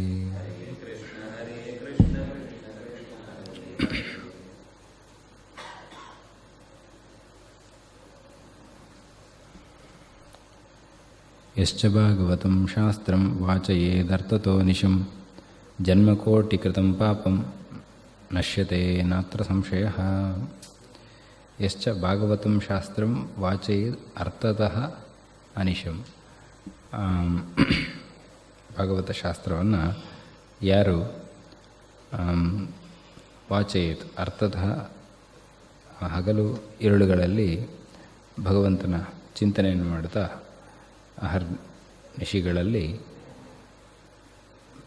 ಪ್ರಯತ್ನ ಪಡ್ತಾ ಅರ್ಥಾನುಸಂಧಾನ ಪೂರ್ವಕವಾಗಿ ಅಲ್ಲಿರುವ ಕಥೆಗಳನ್ನೆಲ್ಲ ಯಾರು ಚಿಂತಿಸ್ತಾನೋ ಜನ್ಮಕೋಟಿ ಕೃತಂ ಪಾಪಂ ನಶ್ಯತೆ ನಾತ್ರ ಸಂಶಯ. ಅನಂತ ಜನ್ಮಗಳು ಬರಲಿಕ್ಕಿವೆ. ಅನಂತ ಜನ್ಮಗಳಲ್ಲಿ ಒಬ್ಬ ಜೀವ ತನ್ನ ಸಾಧನೆಯನ್ನು ನಡೆಸ್ತಾನೆ. ಒಂದೊಂದು ಕಡೆ ಒಂದೊಂದು ಹೊಸ ಹೊಸ ವಿಷಯಗಳನ್ನು ಅರಿತುಕೊಳ್ತಾನೆ. ಆನಂತರ ಮತ್ತೆ ಮತ್ತೆ ಸಂಸ್ಕಾರ ರೂಪದಲ್ಲಿ ಅವನಿಗೆ ಅಂಟಿಕೊಂಡಿರ್ತವೆ. ಅದರ ಮೂಲಕವಾಗಿ ಅವನು ತನ್ನ ಸಾಧನೆಯನ್ನು ನಡೆಸ್ತಾ ಹೋಗ್ತಾನೆ. ಹಾಗಾಗಿ ಜನ್ಮ ಕೋಟಿ ಕೋಟಿ ಜನ್ಮಗಳು ಬರಲಿಕ್ಕಿವೆ. ಅಲ್ಲಿ ಮಾಡುವಂತಹ ಪಾಪಗಳನ್ನು ಯಾರು ತೊಳ್ಕೊಳ್ಬಹುದು ಅಂತ ಕೇಳಿದರೆ, ಯಾರು ಅರ್ಥತಃ ಭಾಗವತನ ಚಿಂತನೆ ಮಾಡ್ತಾನೆ, ವಾಚಯೇತ್ ಅಂಥವನು ಎಲ್ಲವನ್ನು ಕಳ್ಕೊಳ್ತಾನೆ. ಅತ್ರ ನ ಸಂಶಯ ಅನ್ನುವ ಮಾತನ್ನು ಹೇಳ್ತಾರೆ. ಹೀಗೆ ಭಾಗವತ ಒಂದು ಶಾಸ್ತ್ರ ನಮ್ಮನ್ನು ದಾಟಿಸುವಂಥದ್ದು ಅನ್ನುವ ಅಭಿಪ್ರಾಯವನ್ನು ಈ ಶ್ಲೋಕ ಕೊಡ್ತಾ ಇದೆ. ಹಾಗಾಗಿ ನೋಡಿ, ಒಂದು 2 kg ಪುಸ್ತಕ ಅದನ್ನು ಓದಲಿಕ್ಕೆ ಪ್ರಾರಂಭ ಮಾಡಿದರೆ, ಆನಂತರ ನಿಧಾನಕ್ಕೆ ಅರ್ಥಾನುಸಂಧಾನ ಮಾಡಲಿಕ್ಕೆ ಪ್ರಾರಂಭ ಮಾಡಿದರೆ ಅನಂತ ಕೋಟಿ ಜನ್ಮಗಳ ಪಾಪ ನಾಶ ಆಗ್ತದೆ ಅನ್ನೋದು ಎಷ್ಟು ದೊಡ್ಡ ವಿಷಯ. ಹಾಗಾಗಿ ಭಾಗವತ ಮಹತ್ತರವಾದ್ದು ಅಂತ ತಿಳಿಬೇಕು ಅಂತ ಹೇಳಿದ್ದಾರೆ. ಇನ್ನು 6ನೇ ಸ್ಕಂದದ 1-2 ಶ್ಲೋಕ ನೋಡೋದಾದರೆ, ರಾಜ ಕೆಲವು ಪ್ರಶ್ನೆಗಳನ್ನು ಮಾಡ್ತಾನೆ. ಆನಂತರ ಶುಕರು ಅದಕ್ಕೆ ಉತ್ತರವನ್ನು ಕೊಡ್ತಾ ಹೋಗ್ತಾರೆ.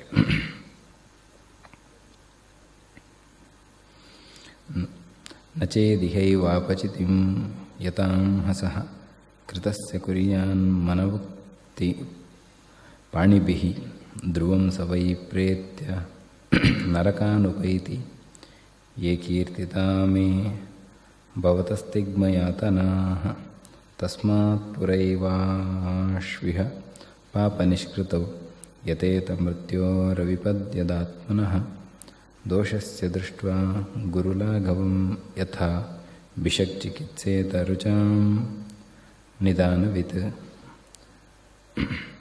ಇಲ್ಲಿ ನಾವು ಪಾಪ ಕಳ್ಕೊಳ್ಳಿಕ್ಕೆ ಪ್ರಯತ್ನ ಮಾಡಬೇಕು. ಮನ ಉಕ್ತಿ ಪಾಣಿಭಿಹಿ, ಈ ಎಲ್ಲ ಶರೀರದ ಅಂಗಗಳನ್ನು ಉಪಯೋಗ ಮಾಡಿಕೊಂಡು ನಾವು ಮಾಡಿದ ದೋಷಗಳನ್ನೆಲ್ಲ ಪರಿಮಾರ್ಜನೆ ಮಾಡಿಕೊಳ್ಳಿಕ್ಕಾಗಿ ಉಪಯೋಗ ಮಾಡಿಕೊಳ್ಬೇಕು ಅಂತ ಹೇಳ್ತಾ ಒಂದು ಮಾತನ್ನು ಹೇಳ್ತಾರೆ. ದೋಷಸ್ಯ ದೃಷ್ಟ ಗುರು ಲಾಘವಂ ಯಥಾ ಭಿಷಕ್ ಚಿಕಿತ್ಸೇತ ರುಜಾಂ ನಿಧಾನವಿತ್.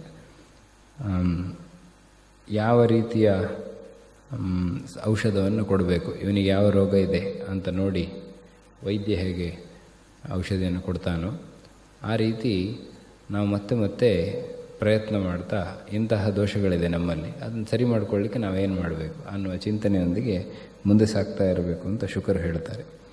ಆನಂತರ ರಾಜ ಪ್ರಶ್ನೆ ಮಾಡ್ತಾನೆ, ಪ್ರಾಯಶ್ಚಿತ್ತ ಎಲ್ಲ ನಾವು ಮಾಡಿದ ಪಾಪಗಳಿಗೆ ಪಾಪ ಕಳ್ಕೊಳ್ಬೇಕು ಅಂತ. ಪಾಪ ಕಳ್ಕೊಳ್ಬೇಕು ಅಂದರೆ ಪ್ರಾಯಶ್ಚಿತ್ತ ಮಾಡಬೇಕು.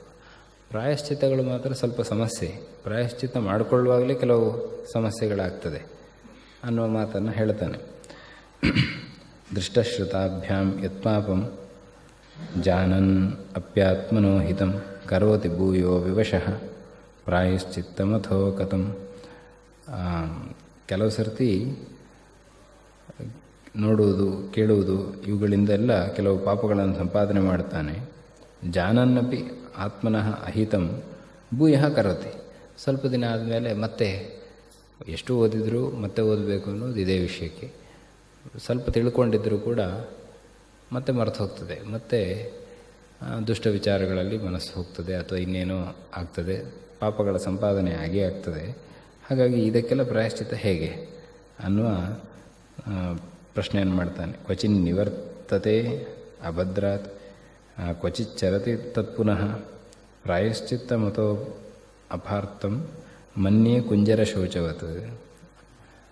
ಅದು ಪ್ರಾಯಶ್ಚಿತ್ತ ಎಂಬುದು ಮತ್ತೆ ಮತ್ತೆ ಆನೆ ಸ್ನಾನ ಮಾಡ್ತದೆ, ಮತ್ತೆ ಮಣ್ಣು ಹಾಕ್ಕೊಳ್ತದೆ, ಮತ್ತೆ ಕೊಳೆ ಮಾಡಿಕೊಳ್ತದೆ. ಈ ರೀತಿ ಇದಕ್ಕೆಲ್ಲ ಹೇಗೆ ಪರಿಹಾರ ಏನು? ಪ್ರಾಯಶ್ಚಿತ್ತ ಎಂಬುದು ಕುಂಜರ ಶೌಚ ಇದ್ದಂತೆ ಅನ್ನುವ ಮಾತನ್ನು ಹೇಳ್ತಾನೆ. ಅದಕ್ಕೆ ಆನಂತರ ಶುಕರು ಸಾಕಷ್ಟು ಮಾತುಗಳನ್ನು ಹೇಳ್ತಾರೆ. ಅದರಲ್ಲಿ ಒಂದೆರಡು ಮಾತು ನೋಡುವುದಾದರೆ, ಕರ್ಮಣ ಕರ್ಮ ನಿರಹಾರೋ ನೇಹಾಂತಿಕ ಇಷ್ಯತೆ ನೇಹಾತ್ಯಂತಿಕ ಇಷ್ಯತೆ ಅವಿದ್ವದ್ ಅಧಿಕಾರಿತ್ವಾತ್ ಪ್ರಾಯಶ್ಚಿತ್ತ ವಿಮರ್ಶನಂ. ಕರ್ಮಣ ಕರ್ಮ ನಿರಹಾರ, ಒಂದು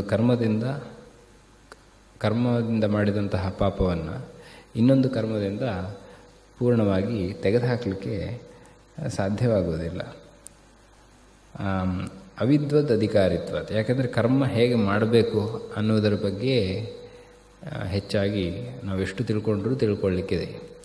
ಏನೋ ಮಾಡಿ ಮನಸ್ಸಲ್ಲಿ ಒಂದು ಕ್ಷಣ ಬೇರೆ ವಿಷಯ ಬಂದರೆ ಅಷ್ಟು ಹೊತ್ತು ಮಾಡಿದ್ದೆಲ್ಲ ತಪ್ಪಿ ಹೋಗುವ ಸಾಧ್ಯತೆ ಇರ್ತದೆ.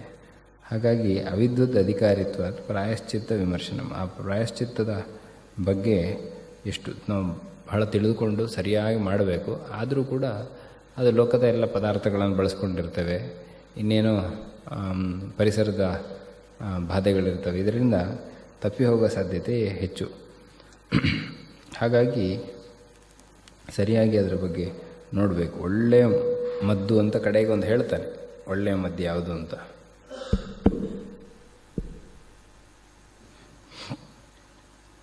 ಹೀಗೆ ಹೇಳ್ತಾ, ನಾಶ್ನತಪತ್ಯಮೇವಾನ್ನಂ ವ್ಯಾಧಯೋ ಅಭಿಭವಂತಿ ಏವಂ ನಿಯಮಗದ್ರಾಜನ್ ಶನೈ ಕ್ಷೇಮಾಯ ಕಲ್ಪತೆ. ಬಹಳ ಒಳ್ಳೆಯ ಶ್ಲೋಕ.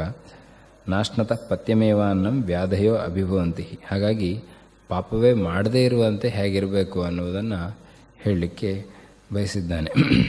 ಏವಂ ನಿಯಮಕೃದ್ರಾಜನ್ ಶನೈ ಕ್ಷೇಮಾಯ ಕಲ್ಪತೆ. ನಿಯಮ ಎಂಬುದು ಮಾಡಿಕೊಳ್ತಾ ಹೋಗಬೇಕು. ಒಬ್ಬ ವ್ಯಕ್ತಿ ತಾನು ಪಾಪಗಳನ್ನು ಮಾಡಬಾರದು ಅಂತ ಹೇಳಿದರೆ ಒಂದಷ್ಟು ನಿಯಮಗಳು, ಶಾಸ್ತ್ರಬದ್ಧವಾದ ನಿಯಮಗಳನ್ನು ಹಾಕ್ಕೊಂಡು ಅದರಲ್ಲಿ ಪ್ರಯತ್ನ ಮಾಡ್ತಾ ಹೋಗಬೇಕು ಅಂತ. ಅದರಿಂದ ಏನು ಪ್ರಯೋಜನ ಅಂತ ಕೇಳಿದರೆ, ವೈದ್ಯರ ಬಳಿ ನಾವು ರೋಗ ಬಂದಾಗ ಹೋದರೆ ಒಂದಷ್ಟು ಹೇಳ್ತಾರೆ, ಇಂತಹ ಪಥ್ಯಗಳನ್ನು ಮಾಡಬೇಕು, ಇಂಥದ್ದೇ ಆಹಾರವನ್ನು ತಗೊಳ್ಬೇಕು ಅಂತ ಹೇಳಿ ಕ್ರಮ ಹೇಳ್ತಾರೆ. ಆ ರೀತಿಯ ಕ್ರಮಾಚರಣೆಯಿಂದ ಕ್ರಮೇಣ ನಮ್ಮ ರೋಗ ದೂರ ಆಗ್ತದೆ. ಹಾಗೆ ಪಥ್ಯಾನ್ನ ಯಾರು ಆಶನ ಮಾಡ್ತಾನೋ, ಪಥ್ಯಾನ್ನವನ್ನೇ ಯಾರು ಉಣ್ತಾನೋ ಅವನಿಗೆ ರೋಗದಿಂದ ಮುಕ್ತಿ. ನ ವ್ಯಾಧಯ ಅಭಿಭವಂತಿ. ಇನ್ನು ಪಥ್ಯಾನ್ನ ಊಟ ಮಾಡಲಿಲ್ಲ ಅಂತ ಹೇಳಿದರೆ, ನಾಶ್ನತಃ ಪಥ್ಯಮೇವಾನ್ನಂ ವ್ಯಾಧಯ ಅಭಿಭವಂತಿ. ಬಂದೇ ಬರ್ತದೆ, ವ್ಯಾಧಿಗಳೆಲ್ಲ ಅವನನ್ನು ಸೇರಿಕೊಳ್ತವೆ.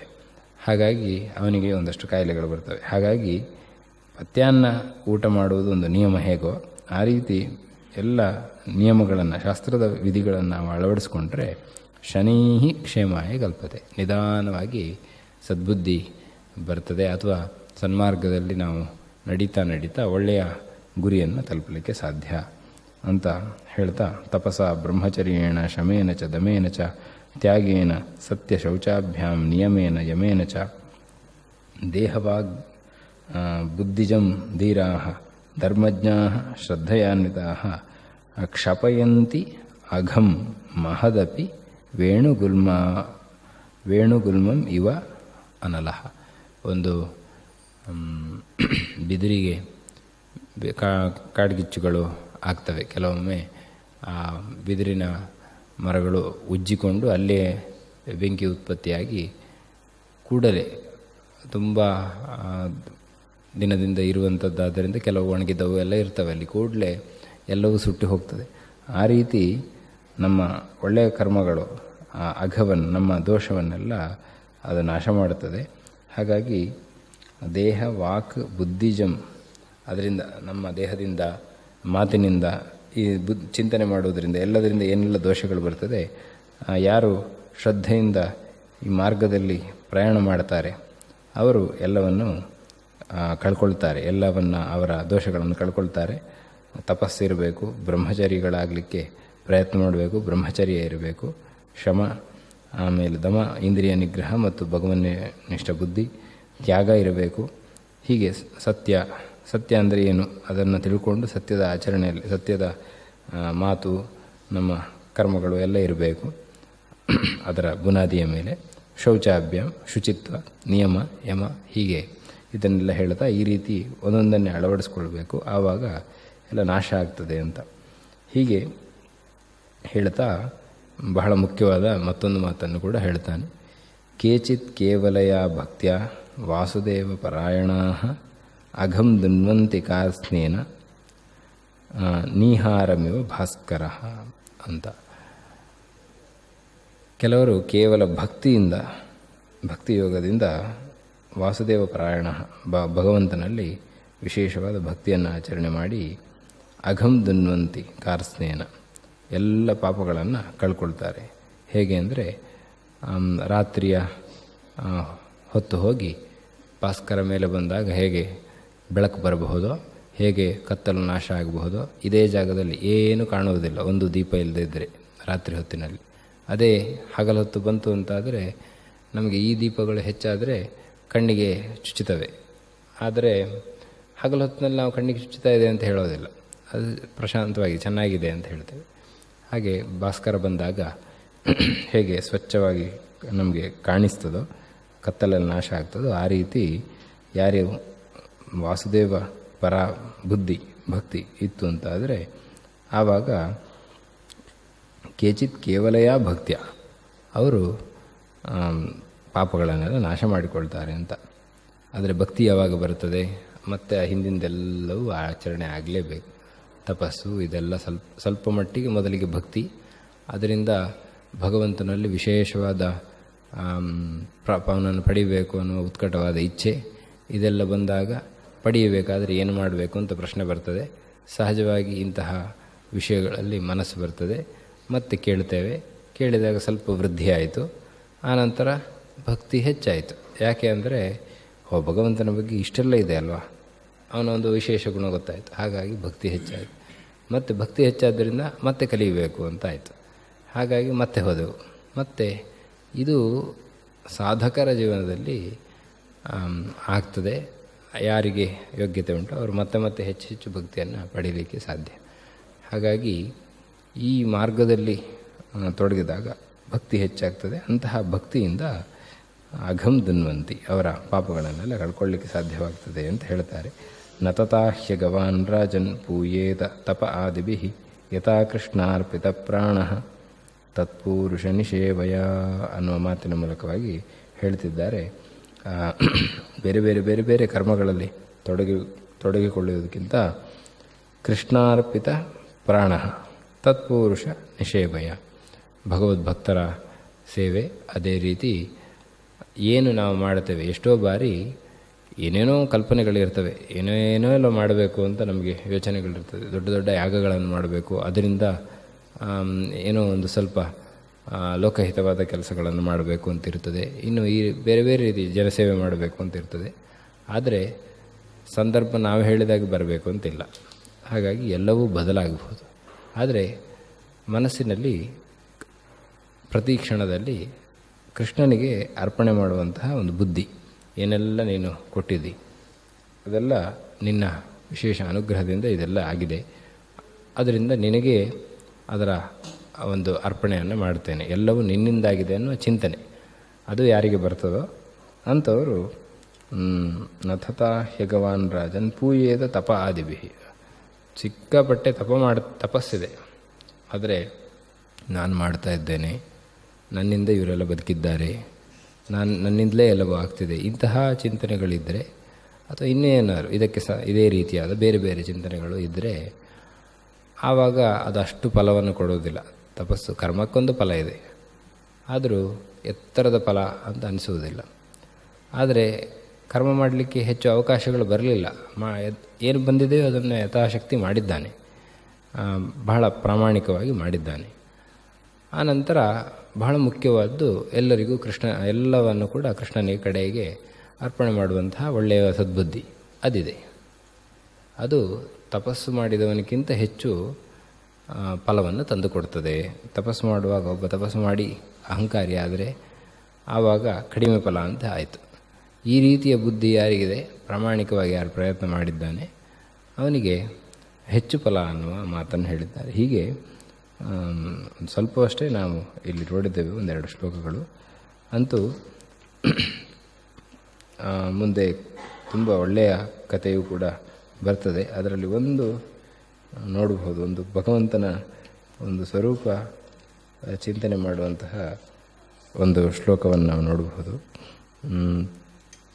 ಸರ್ವೇ ಪದ್ಮಫಲ ಫಲಾಶಾಕ್ಷಾಃ ಪೀತಕೋಶೇಯ ವಾಸಸಃ ಕಿರೀಟಿನಃ ಕುಂಡಲಿನೋ ಲಸತ್ಪುಷ್ಕರಮಾಲಿನಃ ಸರ್ವೇ ಚ ನೂತ್ನವಯಸಃ ಸರ್ವೇ ಚಾರು ಚತುರ್ಭುಜಾಃ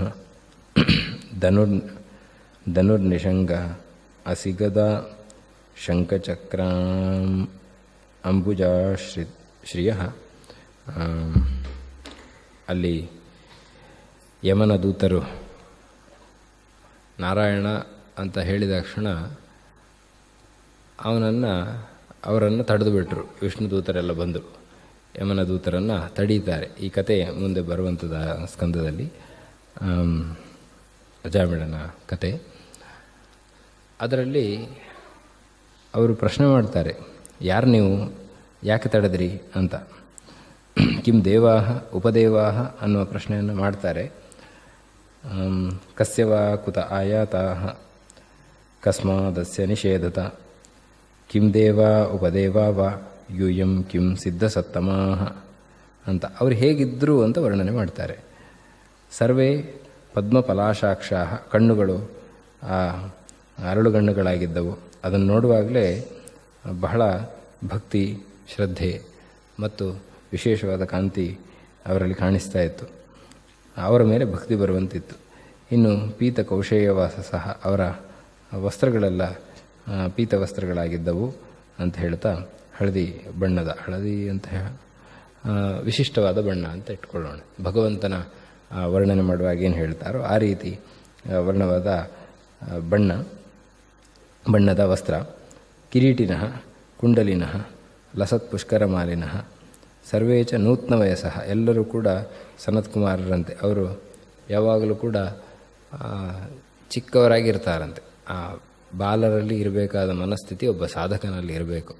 ಅದನ್ನು ನಾವು ತಿಳ್ಕೊಳ್ಬೇಕು ಇದರಿಂದ. ಹಾಗಾಗಿ ಅವರೆಲ್ಲ ಹಾಗಿದ್ದರು. ಯಾಕೆ ಅಂದರೆ ನಿತ್ಯದಲ್ಲಿ ಅಷ್ಟು ಅವರ ತಪಸ್ಸು ಅಥವಾ ಧ್ಯಾನದಲ್ಲಿ ಆ ರೀತಿಯ ಮುಗ್ಧವಾದ ಚಿಂತನೆ ಇತ್ತು ಅಂತ. ಅಂತೂ ಚಿಕ್ಕವರಾಗಿದ್ದರು, ಚಿಕ್ಕವರ ಥರ ಕಾಣಿಸ್ತಾ ಇದ್ದರು. ಒಂದು 18-20 ವರ್ಷದವರು ಅಂತ ಇಟ್ಕೊಳ್ಳೋಣ. ಹೀಗೆ ಸರ್ವೇ ಚಾರು ಚತುರ್ಭುಜ, ಎಲ್ಲರಿಗೂ 4 ಕೈಗಳಿದ್ದವು ಅಂಥೇಳಿ. ಮತ್ತು ಆಯುಧಗಳನ್ನೆಲ್ಲ ಹೇಳ್ತಾ ಇದ್ದಾರೆ. ಹಸಿ, ಗದ, ಶಂಖ, ಚಕ್ರ ಈ ರೀತಿ, ಮತ್ತು ಪದ್ಮ ಇದೆಲ್ಲ ಇತ್ತು ಅಂತ. ಈ ಚಿಂತನೆ ಪ್ರಾಯ ಅದು ಭಗವಂತನ ಉಪಾಸನೆಯಲ್ಲಿ ಧ್ಯಾನ ಮಾಡುವಾಗ ಭಗವಂತನ ಚಿತ್ರವನ್ನು ನಾವು ಮೂಡಿಸಿಕೊಳ್ಳುವುದಾದರೆ, ಅವರು ಭಗವಂತನ ಲೋಕದಲ್ಲಿ ಇದ್ದವರಿಗೂ ಕೂಡ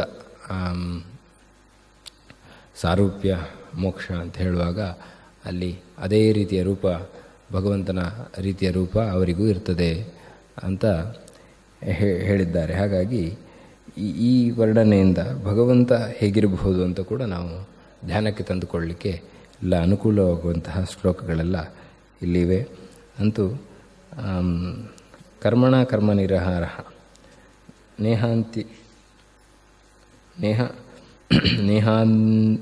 ನೇಹಾತ್ಯಾಂತಿಕ ಇಷ್ಯತೆ ಅಂತ ಹೇಳಿದಂತೆ, ನಮ್ಮ ಕರ್ಮಗಳಿಂದ ಎಲ್ಲವನ್ನೂ ನಾಶ ಮಾಡಿಕೊಳ್ತೇವೆ ಅನ್ನೋದು ತಪ್ಪು.